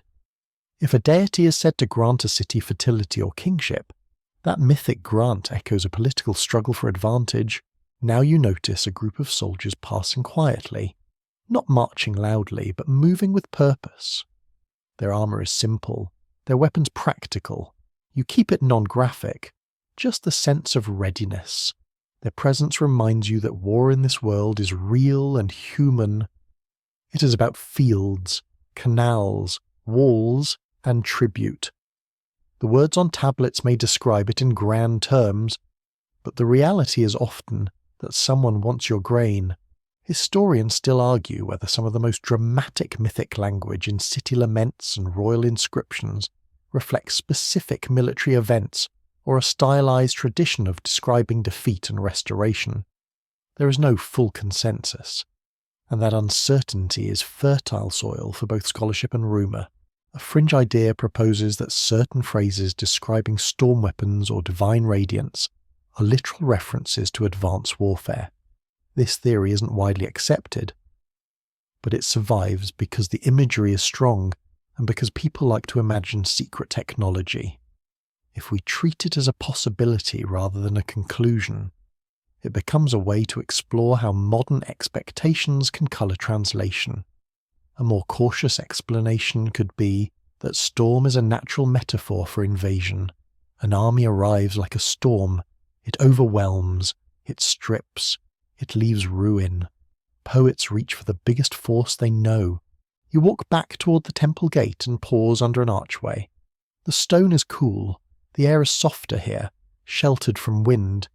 You feel the system around you, the way belief, economy, and power interlock. Now you let the section's core idea settle into a calm statement. The tablets actually describe rulers using sacred language to legitimize their rule, temples operating as major institutions, and communities interpreting political change through divine frameworks. One interpretation is that Anunnaki decrees can be read as the language of elite messaging, where cosmic authority is used to stabilize or justify human decisions, and the cinematic what-if is allowed to hover as mood. What if the final war some people imagine is a regime change written in Star Talk? A political upheaval made to sound cosmic because cosmic language commands attention. You breathe in slowly, you breathe out. The courtyard sounds fade to a gentle murmur, like the city itself is trying not to wake you. The lamplight from the temple door trembles once and steadies. You let your thoughts settle into the quiet realization that power loves stories, and stories love gods, and tablets preserve both, not as a single hidden truth, but as a layered record of how humans make meaning. You step into a wide, open rooftop space where the city's noise falls away like a cloak you did not realize you were wearing. The roof is flat, made of packed earth and reeds, and it holds the day's warmth in a gentle way, like a stone that has been sitting in sunlight. Someone has laid out a mat, a small bowl of water, and a few simple tools that look more like classroom supplies than mystical instruments. The air up here feels thin and clean, and the sky looks close enough to touch if you had longer arms and fewer responsibilities. Most historians agree that Mesopotamian cultures developed sophisticated traditions of sky-watching, and that later texts preserve extensive omen literature linking celestial events to outcomes on Earth. Archaeology suggests that educated specialists, often connected to temple institutions, track movements of the moon and visible planets, and mark time for ritual and civic planning. The evidence we do have points to careful observation, record-keeping, and interpretation, all braided together. The sky is not just pretty, it is useful. You sit on the mat because bedtime rules say if there is a mat, you sit. The roof is quiet except for the faint hum of wind and the distant sound of water moving in canals. You look up, and the stars feel both orderly and overwhelming. Some are steady, some twinkle. A few seem to pulse in a way that makes you question your own eyesight, which is fair, because it is night, and you are human, and your eyes are doing their best. Now a fresh development arrives, not a repeat of temple stairs or scribal lists, but the lived practice of watching. You imagine a scholar priest, or an educated observer, pointing to the horizon where a bright object rises at a particular time of year. That rising matters because it helps mark seasons. In an agricultural society, seasons are not background. They are the difference between security and stress, so the sky becomes part of the city's planning system. Like an ancient calendar that cannot be lost in your pocket, one interpretation is that omen reading grows partly from this practical need. If you're already tracking patterns, you're also primed to notice anomalies, an eclipse, an unusual halo around the moon, a comet like a scratch of light, a meteor shower that makes the sky feel restless. These events can inspire awe and anxiety, and communities may interpret them as messages. It's possible that such interpretations influence decisions about rituals, leadership, and even conflict. Historians still argue whether omen texts should be understood as primarily religious expressions meant to negotiate uncertainty, or as early forms of systematic pattern cataloguing that later evolve into more mathematical astronomy. There's no full consensus, and the debate itself is a quiet reminder that ancient people can be both practical and symbolic at once. You can watch the sky to plan the harvest and also feel like the sky is watching you back. You dip your finger into the small bowl of water and flick a droplet. The droplet catches the starlight for a split second, then disappears. That is the feeling of prediction, a bright moment, then gone, leaving you to wonder if you really saw what you thought you saw. Now, the Anunnaki question enters this rooftop scene through the idea of councils and decrees again. But with a new angle, the sky is a stage for authority. In some traditions, gods are associated with heavenly bodies, and the movement of those bodies can be read as meaningful. One interpretation is that associating gods with the sky helps anchor divine authority in something visible and regular. The moon returns, the seasons return, the patterns suggest order, so the gods of order belong there. A careful reading might suggest that when later stories describe divine conflict, they may be drawing on sky imagery, because the sky already feels like a realm where big decisions happen. Not because the stars are literally fighting, but because the sky offers a grand canvas for human imagination. If you want to describe fate, you point upward. You lean back on your elbows and let your shoulders sink into the mat. The rooftop's warmth seeps into you. You notice that the sky is not uniform. There are bands where stars cluster and bands where they thin out. The Milky Way is a pale river of light, and in this setting it looks so obvious you wonder how anyone could miss it. Then you remember modern light pollution, and you feel personally offended on behalf of ancient stargazers. Most historians agree that visible planets are observed and identified, and later astronomical texts in Mesopotamia include systematic records. This is mainstream history, steady and impressive. The evidence we do have points to people tracking cycles over long periods, creating predictive schemes, and building a tradition that influences later astronomy. You do not need mystery to feel wonder. Wonder is already present. Now, the mystery share arrives gently. Scholars continue to debate whether some texts that mention celestial bodies and journeys should be read as literal astronomical references or as symbolic language for divine authority and human destiny. This is a perfect place for careful interpretation. If a text speaks of a god travelling or appearing in a certain place, it might refer to a planet's movement, or it might be a metaphor for political change, or it might be both. A fringe idea proposes that certain references to a mysterious heavenly object represent a hidden planet, and that its approach is tied to divine conflict, sometimes framed as a kind of final war.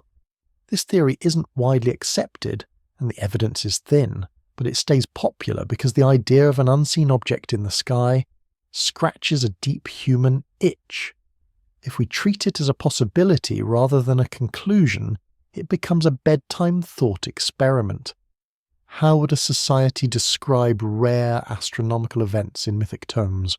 A more cautious explanation could be that ancient sky language often uses symbolism, and that rare events like comets or unusual planetary conjunctions could inspire stories without implying a secret celestial body on a fixed schedule. Humans notice patterns, and humans also see patterns where none exist. Both can happen in the same mind on the same night. You sit up and look toward the horizon again, where the faintest line suggests the edge of the world. A distant temple silhouette breaks the flatness. Somewhere below, a dog barks once and then decides that was enough socializing for the evening. The city is mostly asleep. Now a new development that keeps the listener engaged arrives: how omen interpretation can influence political behavior. If a ruler believes the sky signals danger, they might delay a campaign, perform rituals, or substitute a ceremonial action for a risky decision. A careful reading might suggest that omen systems provide a structured way to make choices under uncertainty. Even if you do not believe the sky is sending messages, the act of consulting omens can slow impulsive decisions. It can force deliberation. It can distribute responsibility. If something goes wrong, you can say, "The omen was unfavorable," not, "I made a bad call." That is a very human function for a cosmic system. It's possible that omen traditions help societies manage fear by turning it into procedure. Procedure is calming. Procedure is predictable. Procedure is the opposite of chaos. This is suggestive, not conclusive, but it is a plausible way to connect sky watching with governance. Historians still argue whether the primary value of omen literature is predictive in a literal sense or social in a functional sense. Creating a shared language for uncertainty and authority. There's no full consensus, and you can hold both possibilities gently as you breathe. Now, you let the cinematic what if arrive softly. What if the night sky is the real battlefield? Not a battlefield of lasers and ships, but a battlefield of interpretations. Every bright dot becomes a question. Every unusual event becomes a story. Leaders and priests and scribes negotiate meaning. The war is not in the heavens. The war is in deciding what the heavens mean. That kind of battlefield is quiet. It is fought with words, with rituals, with decisions made in low rooms while the city sleeps. It is fought with authority. Who gets to interpret the sky? Who gets to announce what it means? Who gets to claim the gods are pleased? A light joke drifts in to keep things gentle. Imagine being the person whose job is to watch the sky every night and report anomalies. And then one evening you yawn at the wrong time and miss a meteor.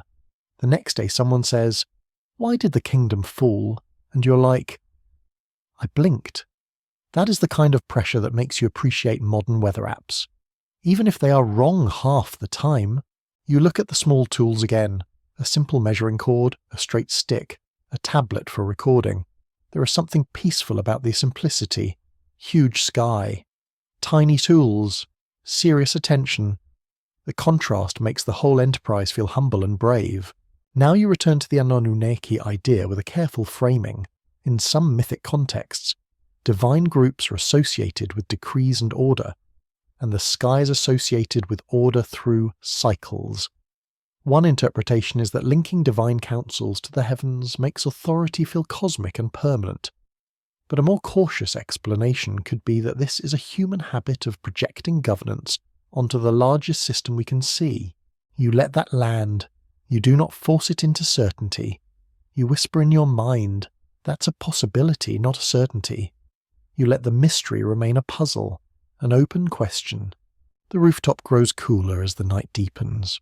The warmth in the roof fades. The wind becomes steadier. Your breathing matches it. The stars remain, indifferent and beautiful. And you settle into the section's final resting point. The tablets describe a culture that watches the sky carefully and builds interpretation systems around it. One interpretation is that celestial omens shape decisions and provide structure for uncertainty. The cinematic what-if is allowed to hover as mood.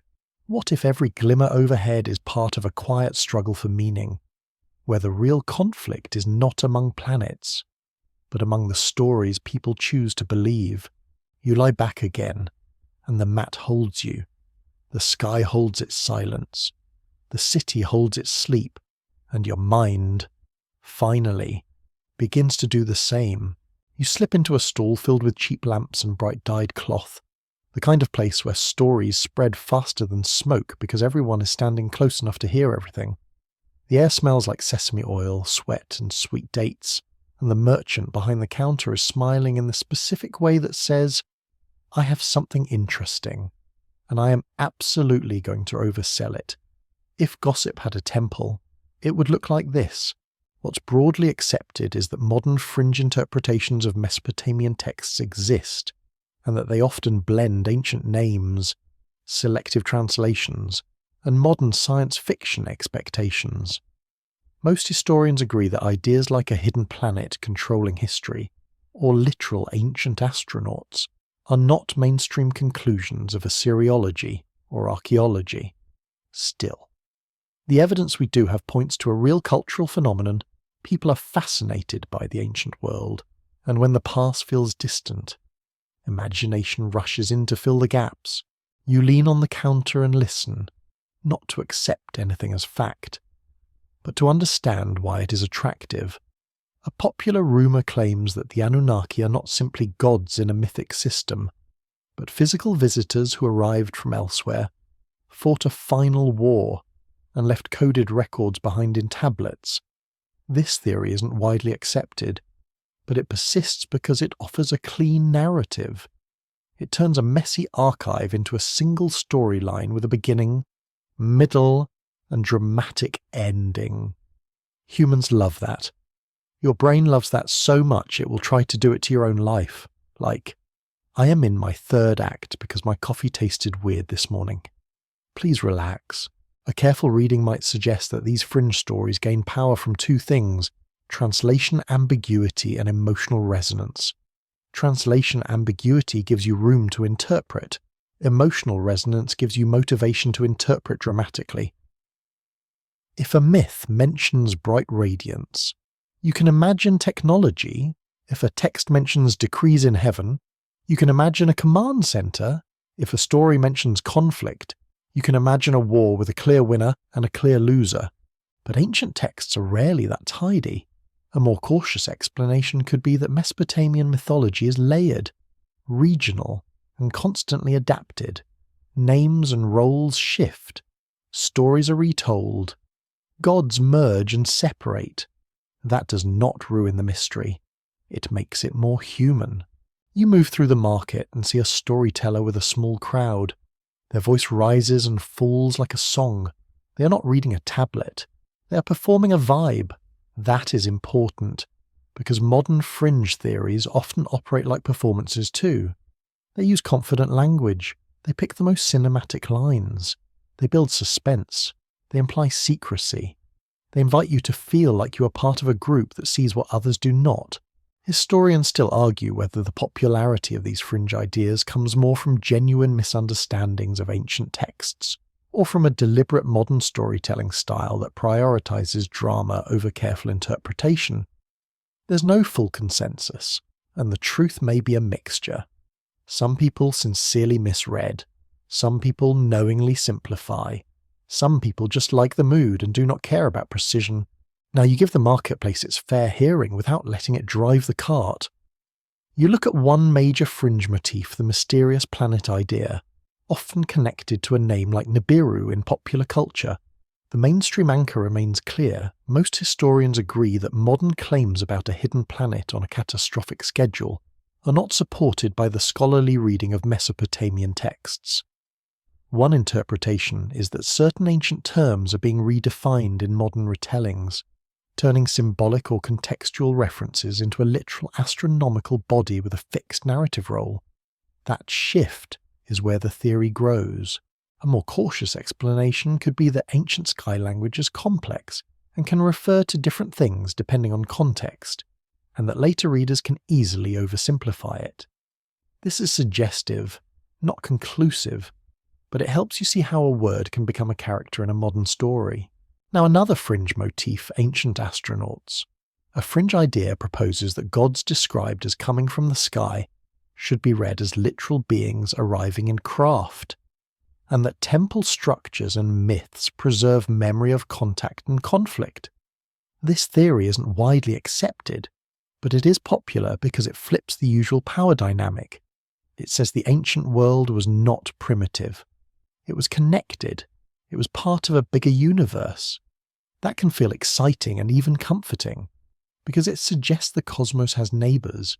If we treat it as a possibility rather than a conclusion, it can be a way to explore why sky language is so magnetic. Humans look up and feel small. The idea of visitors turns that smallness into relationship. Someone else might be out there. Someone else might have been here. The mind likes company. A more cautious explanation could be that sky is also the most natural place to locate the divine in any culture. Sky is unreachable. Sky controls weather. Sky holds the sun and moon. Sky feels like authority. So gods live there in story because story follows feeling. You do not need literal spacecraft to explain why a culture imagines divine beings above. You walk past a stall selling small figurines, and you notice how easily physical objects become proof in modern rumour culture. Someone finds a carved figure and says, "Look, it has a helmet." Another person says, "It's ceremonial." Another says, "It's an alien." The object sits there silently, very unimpressed by all of you. Historians still argue whether certain ambiguous artifacts should be interpreted as purely symbolic representations or as depictions grounded in specific ritual practices and costumes. There is no full consensus on every artifact, and that uncertainty is exactly what rumour culture feeds on. The mystery isn't in what we know, but in what we can't confirm. Now you introduce a new development that keeps this section moving while selective quoting changes everything.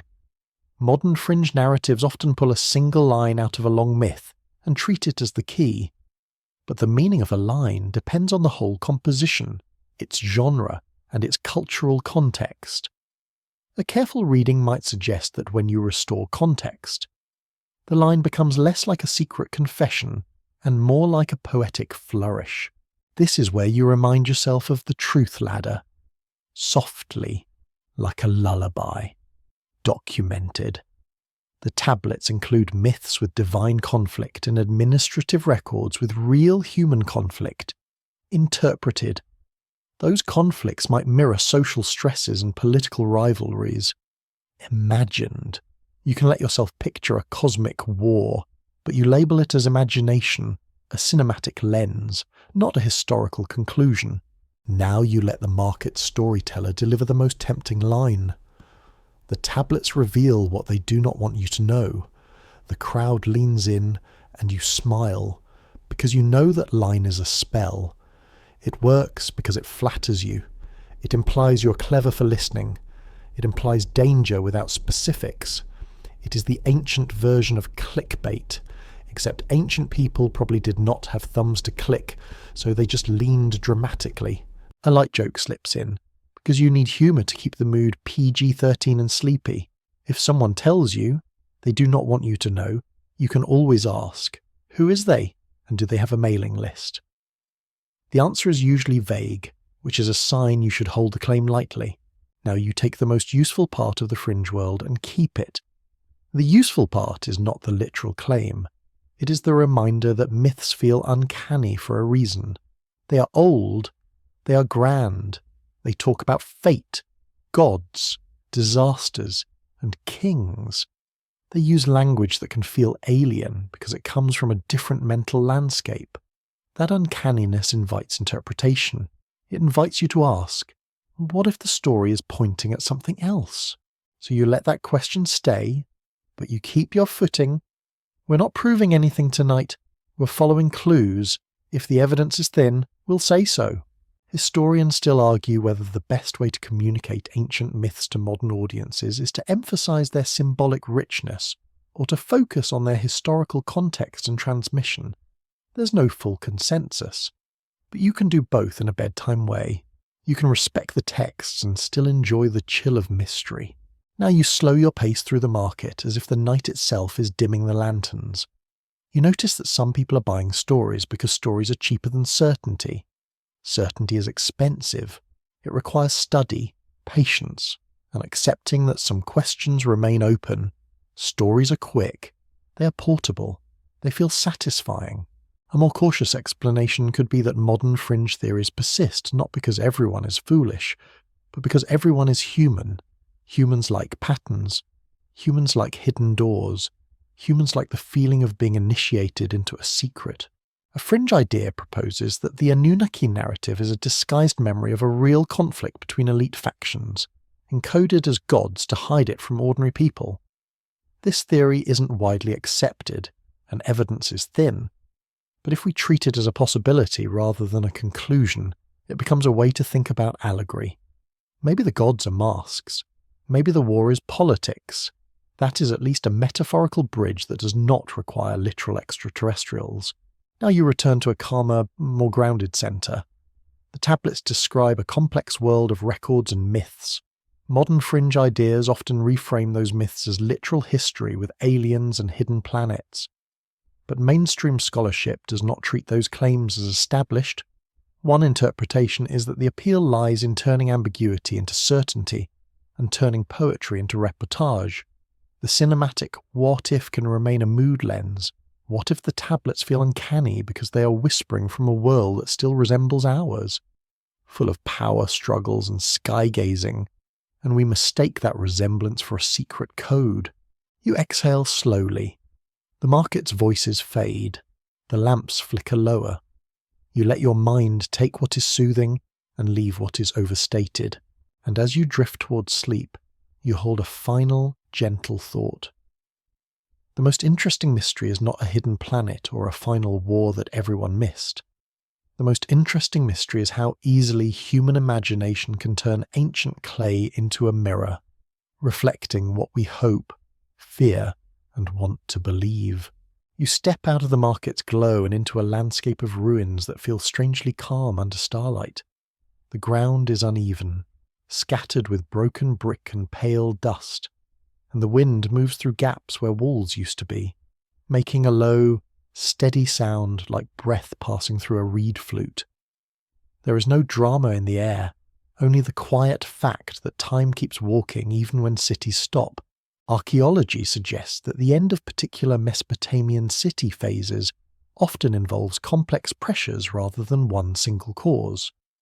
The evidence we do have points to a mix of factors that can include shifting river courses, salinization from irrigation, drought variability, political conflict, economic strain, and the rise of new powers.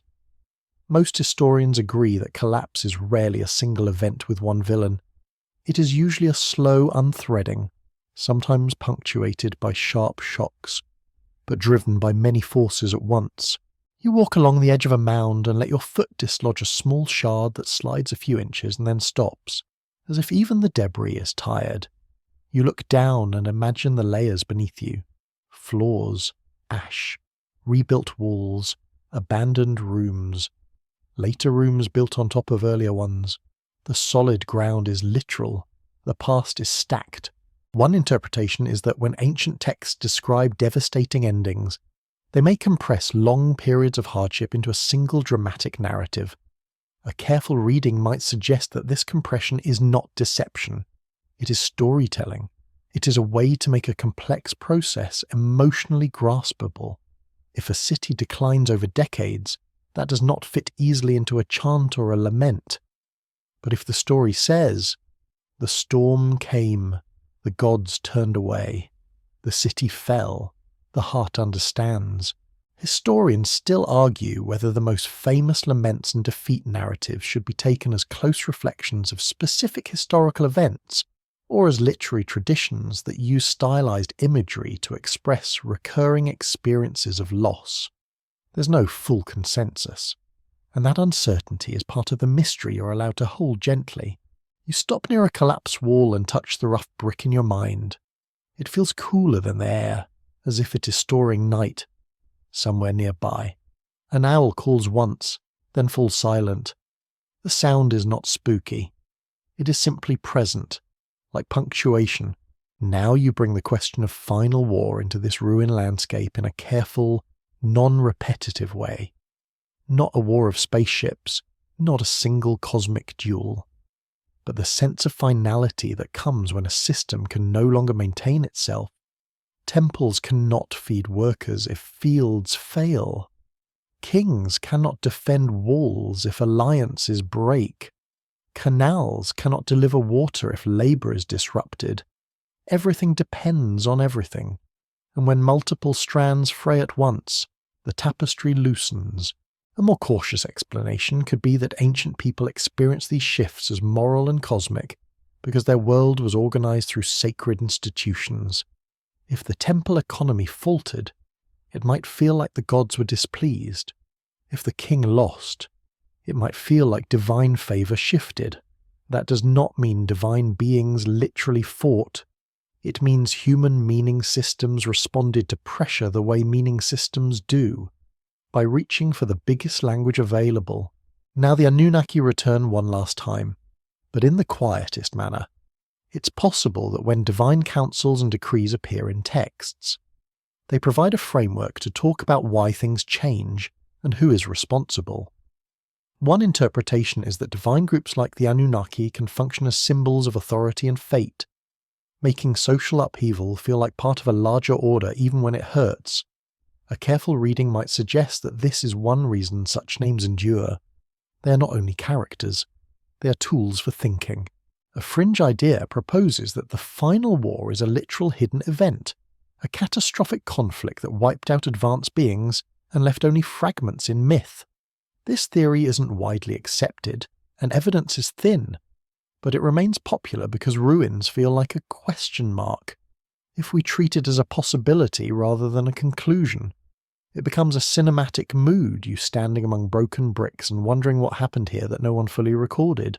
A more cautious explanation could be that ruins are normal outcomes of time, environment, and human politics.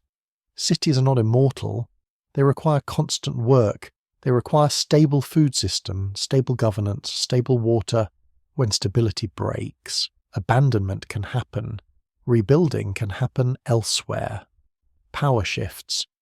The landscape remembers in layers, not in a single dramatic flash. You take a few steps and notice a half-buried tablet fragment, just a corner, with a few wedges still visible. You do not try to read it. You simply acknowledge it as a surviving whisper. This is the part that is most soothing, actually. The past is not gone. It is quiet, but it is not gone. Most historians agree that Mesopotamian writing traditions extend across many centuries, shifting languages and styles, and that later scribes preserve and adapt older material. Archaeology suggests that survival of texts is uneven, shaped by accident and preservation conditions. The evidence we do have points to a past that is partially recoverable, partially lost, and always interpreted through modern eyes. Now, you let the story settle into its final shape, and you do it with the truth ladder in mind, but without turning it into a lecture. Some parts are documented, some are interpretation, and some are gentle imagination. Documented. The tablets describe administration, devotion, kingship, and myth. Documented. The region experiences real conflict and real environmental stress. Interpreted. Divine war language can mirror political rivalry, social upheaval, and the emotional weight of uncertainty. Imagined. You can picture a final cosmic struggle as a way of feeling the scale of change, but you keep it labelled as possibility. The key is the quiet honesty. The mystery isn't in what we know, but in what we can't confirm. You stand still and let the wind pass over the mound. It brings the scent of dust and distant water, and it feels like a long exhale. You realise that endings in this world are rarely clean. They are slow, layered, and full of human choices. A city does not vanish in a single night because the sky decided it. It shifts, it strains, it adapts, it is abandoned, it is rebuilt somewhere else. The story changes location, not existence. A light joke arrives, gentle and sleepy. If ancient cities had group chats, there would be a message like, "Can someone please come fix the canal?" And then everyone would leave it on read for 3 weeks until the water system collapsed. Human nature is powerful. Sometimes it is the most unstoppable force of all. Now the pacing softens, because it is time to wind down, and you let your vocabulary become warmer and slower, like dimming a lamp. You walk away from the ruins and toward the river's faint sound, not because you need answers, but because the sound is steady, and steadiness is comforting. The stars overhead are still there, and they do not demand interpretation. They simply shine. You do not have to decode them, you do not have to win an argument about them. You can let them be what they are, distant light in a vast sky. You think about the hands that pressed wedges into clay, the hands that carried baskets to temples, the hands that repaired walls, the hands that held children close during storms. You do not see them clearly, because time has softened their outlines, but you can feel their presence in the fact that you are still talking about them at all. Most historians agree that the greatest gift of the tablets is not a single sensational revelation, but a thick human record of how people lived, organized, feared, hoped, and explained their world. One interpretation is that the Anunnaki final war idea is less a hidden event and more a modern way of naming the intensity of ancient myth and the ache of ancient change, and the gentle imagination, the calm what if, is allowed to float like a small boat on quiet water. What if the last clue is simply how softly the story fades, how it refuses to end with a shout, choosing instead a whisper? Now you slow your steps until you're almost standing still. The wind is quieter, the river is a low, continuous hush. Your breath matches it, in and out, easy and natural. You're not proving anything tonight.